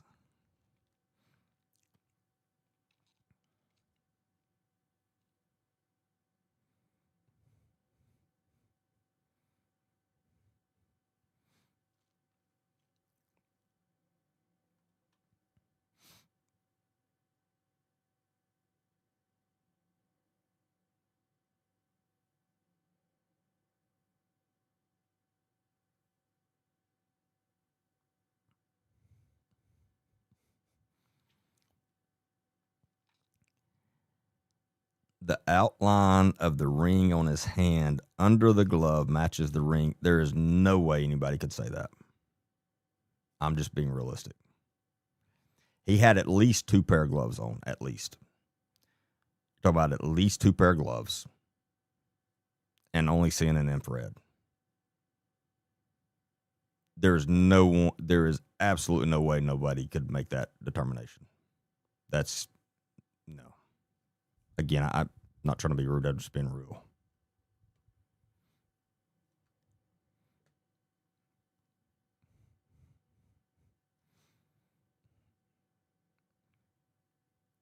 That's like there were so many experts in eye recognition of they could tell if you're male or female just by your eyeballs. And I keep meaning to do I want to do a little test. I keep meaning to do that. I need to do that this week. I'm going to put 2 different sets of eyeballs up, and I want y'all to tell me, are they male? Is this one male? Is this one female? Which one's male and female? And I want to see, because I don't think that's possible. But I've tons of people on here arguing that it is. I've never heard that in all my years of investigations and teaching, but apparently there are a lot of experts out there in that.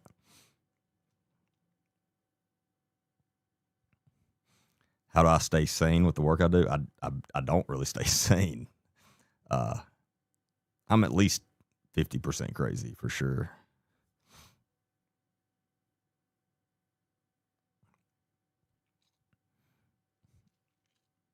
When I was NARC, I worked on a state task force, and also did a lot of work with federal task forces as well. So most of my NARC work was in the state of Alabama and just all over the state, but I also did stuff in other states too at times. If I had a case that carried me to Atlanta, I would go. If I had a case that carried me to Jacksonville, Florida, I would go. If I had that carried me to San Diego, California, I would go with it. But most of my NARC work was in the state of Alabama.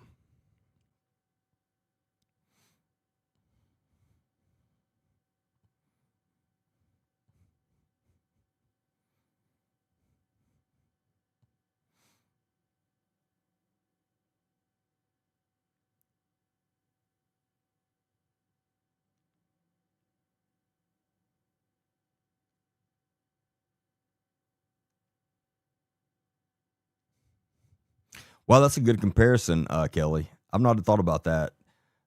Said, seems like this is the most watched since OJ. That's a good comparison. Yeah, I've not thought about that, but I agree. And I was just a little. I was very young with the OJ thing, but I remember watching. I remember watching the chase on TV. I was I don't know, I was born in '83, and I can't remember exactly what year that happened, so I wasn't like crazy old. Um, but I remember watching that chase on TV. But yeah, that's a great comparison.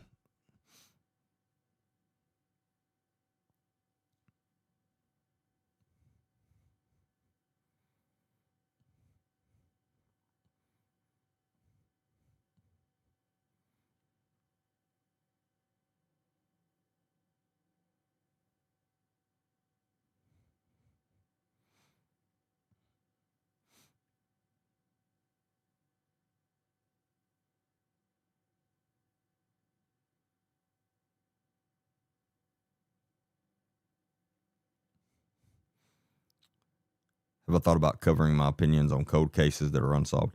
I do some.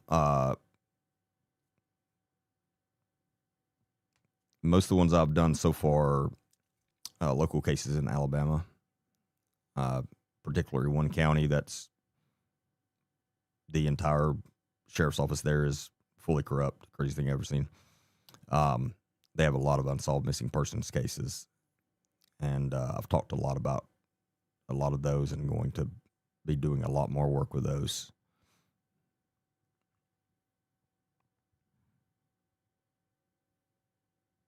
But yeah, if you're new, go watch some of my podcast on the Walker County Sheriff's Office, Walker County, Alabama.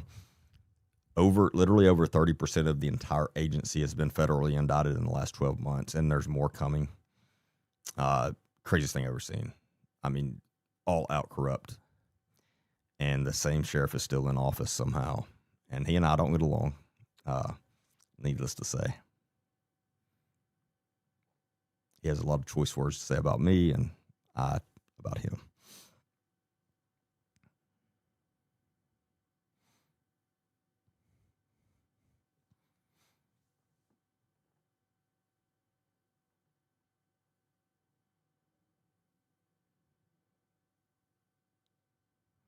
Did they ever say anything else about Jameson Boley? I haven't heard anything lately, no. I sure haven't. And the John Monet case, we talked a very short about it the other night on live. I'm not familiar with a lot of things about that case. I am very familiar with the ransom note that was left there, because again, that's one of the things I also, part of my interrogation classes, I teach a little bit of statement analysis as well. They kind of go hand in hand. And I've analyzed the ransom note there numerous times in class for years. And the ransom note was 100% written by a family member that lives in that house. There is no doubt in my mind on that. Other than that, I don't have any strong opinions about what happened, because again, I don't know all the other details as much as I need to. But the ransom note was written by a family member. Now, again, whether I think it was an accident and then they just tried to cover that up, I think that's a possibility. I think it's a possibility maybe something bad was happening to her and it got out of hand. But again, that's pure speculation. But the only thing I am sure of on that case is the ransom note was complete BS and was written by a family member that lives inside that house. More than likely the mother. Well, I'll just say it. That's who I believe wrote the ransom note, was the mother. I've analyzed other things she had written, and along with that, and she wrote that letter.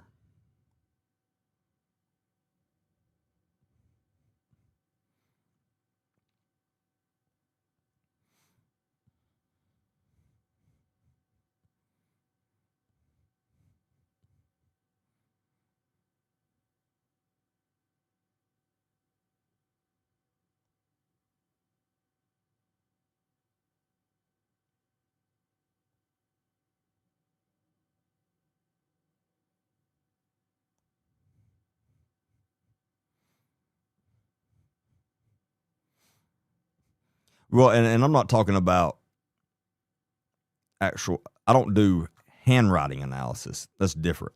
I do statement analysis. So I go by word usage, the phrases used and word usage, those things. So I don't know about the actual handwriting, but the mom wrote that.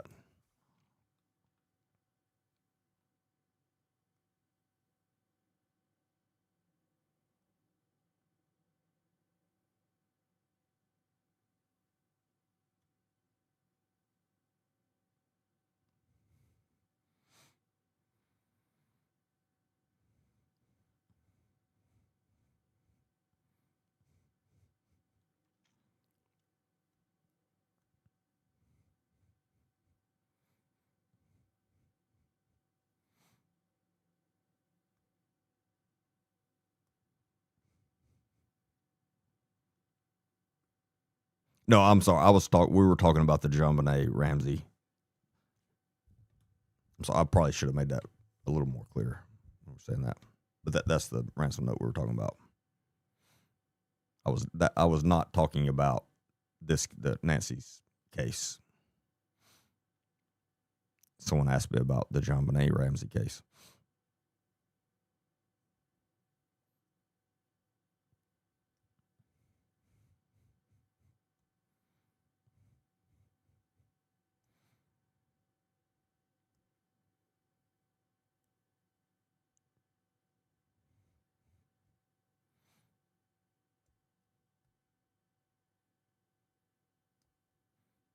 Yeah, and now I'm not saying that I firmly believe the mother is who hurt her.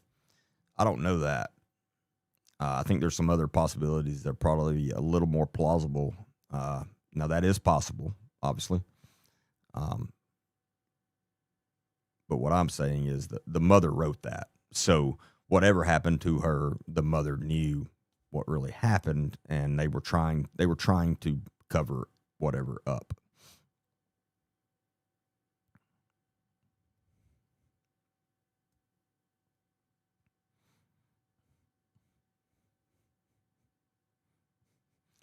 I don't think anybody had been cleared. I don't you I don't think you could clear a family member we're talking about the JonBenet Ramsey case. Someone that lives in the house, I don't think you could clear them from DNA because their DNA is going to be everywhere anyway. So I don't know that that's the case.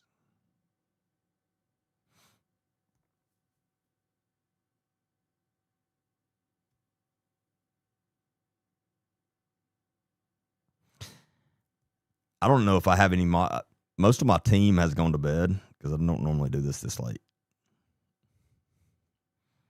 So I don't even know if I have a moderator. But if y'all see something, let me know and I can probably catch it. I'm about to jump off here very, very soon, but I don't expect my team to stay up late when I'm doing this.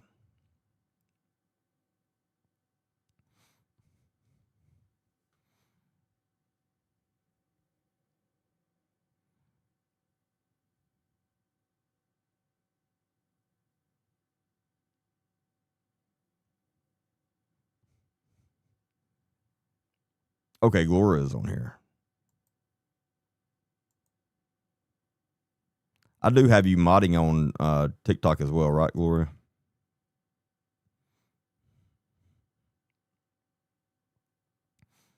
Do I think Savannah suspects her brother-in-law? I mean, I don't have a clue. I don't have a good answer for that.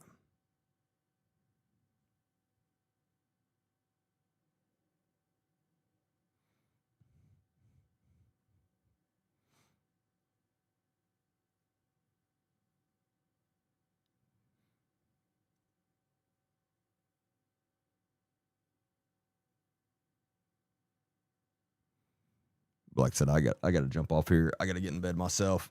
Let me glance over comments very quickly, see if there's any big questions to answer quickly, and then I'm going to go.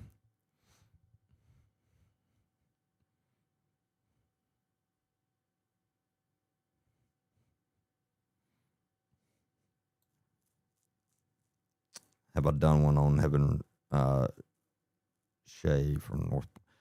No, I haven't. I have not. But I should. That's a good idea. I haven't even thought about that for some reason. But at some point when I get time, I probably will.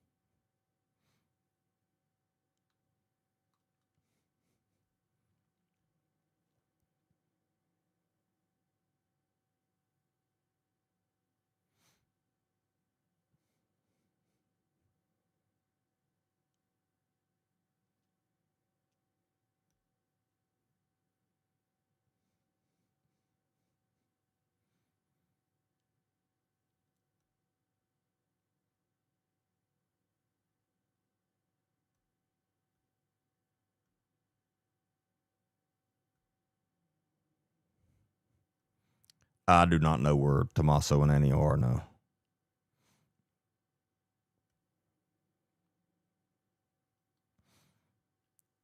What sticks out to me is why Savannah down there and not searching for it. What do you mean not searching for her? How is she going to go searching for her? It's not a missing person. There's a big difference in that and an abduction. I mean, I don't understand how she could be searching for her. That's law enforcement has to do that at this point.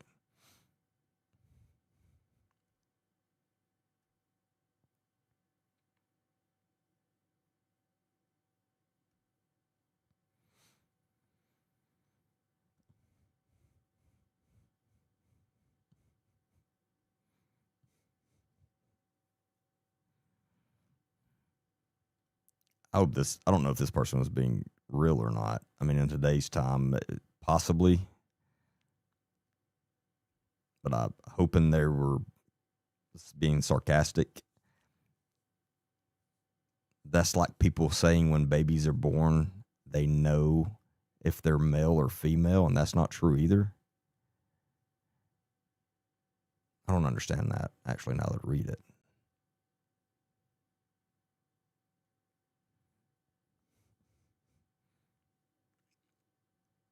So I don't know if you're trying to say they're not either at that time. If you are, that's crazy. And no, but maybe that's not what you're trying to say. Anyway, yeah, I appreciate everybody, each and every one of you being on here. I really do. I appreciate all the comments. And again, I know sometimes answering some of these comments, I might come across as trying to be an asshole, but I promise you that's not the case. I'm just a matter of fact, and try to be realistic. And a lot of people are not like that, but that I just try to be realistic. So, but don't take it personal or anything like that, because I do appreciate each and every one of you, and I appreciate people with different points of view than me. I want those people commenting. I want people that think differently than me commenting. I welcome that, and I enjoy having conversations with people that disagree with me and things like that. As long as we can have a conversation. If you resort to name calling or something, yeah, we're not going down that road. But I enjoy that. I welcome that. I really do. So I don't care what political affiliation you are. I don't care what religion you are. You're welcome. And again, we'll have discussions all night long and all day long. Again, as long as you keep it a cordial conversation.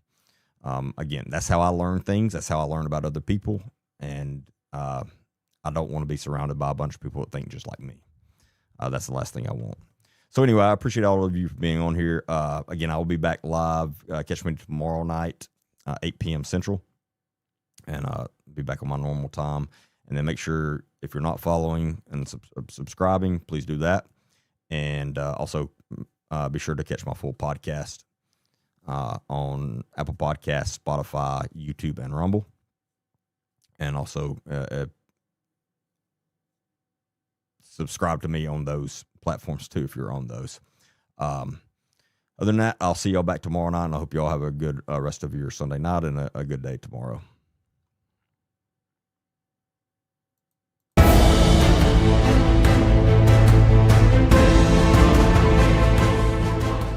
Welcome back to Truth or Recon. I'm Agent D. Baker, a retired narcotics detective, SWAT team member, and U.S. Navy combat veteran of OEF and OIF. With years of real-world experience in high-stakes environments, I have seen firsthand the dangers that lurk both in our communities and now increasingly online. These conversations can get raw, they can get heavy, and sometimes they may not be suitable for children, so consider this your disclaimer. But if you care about truth, justice, and accountability, then you're in the right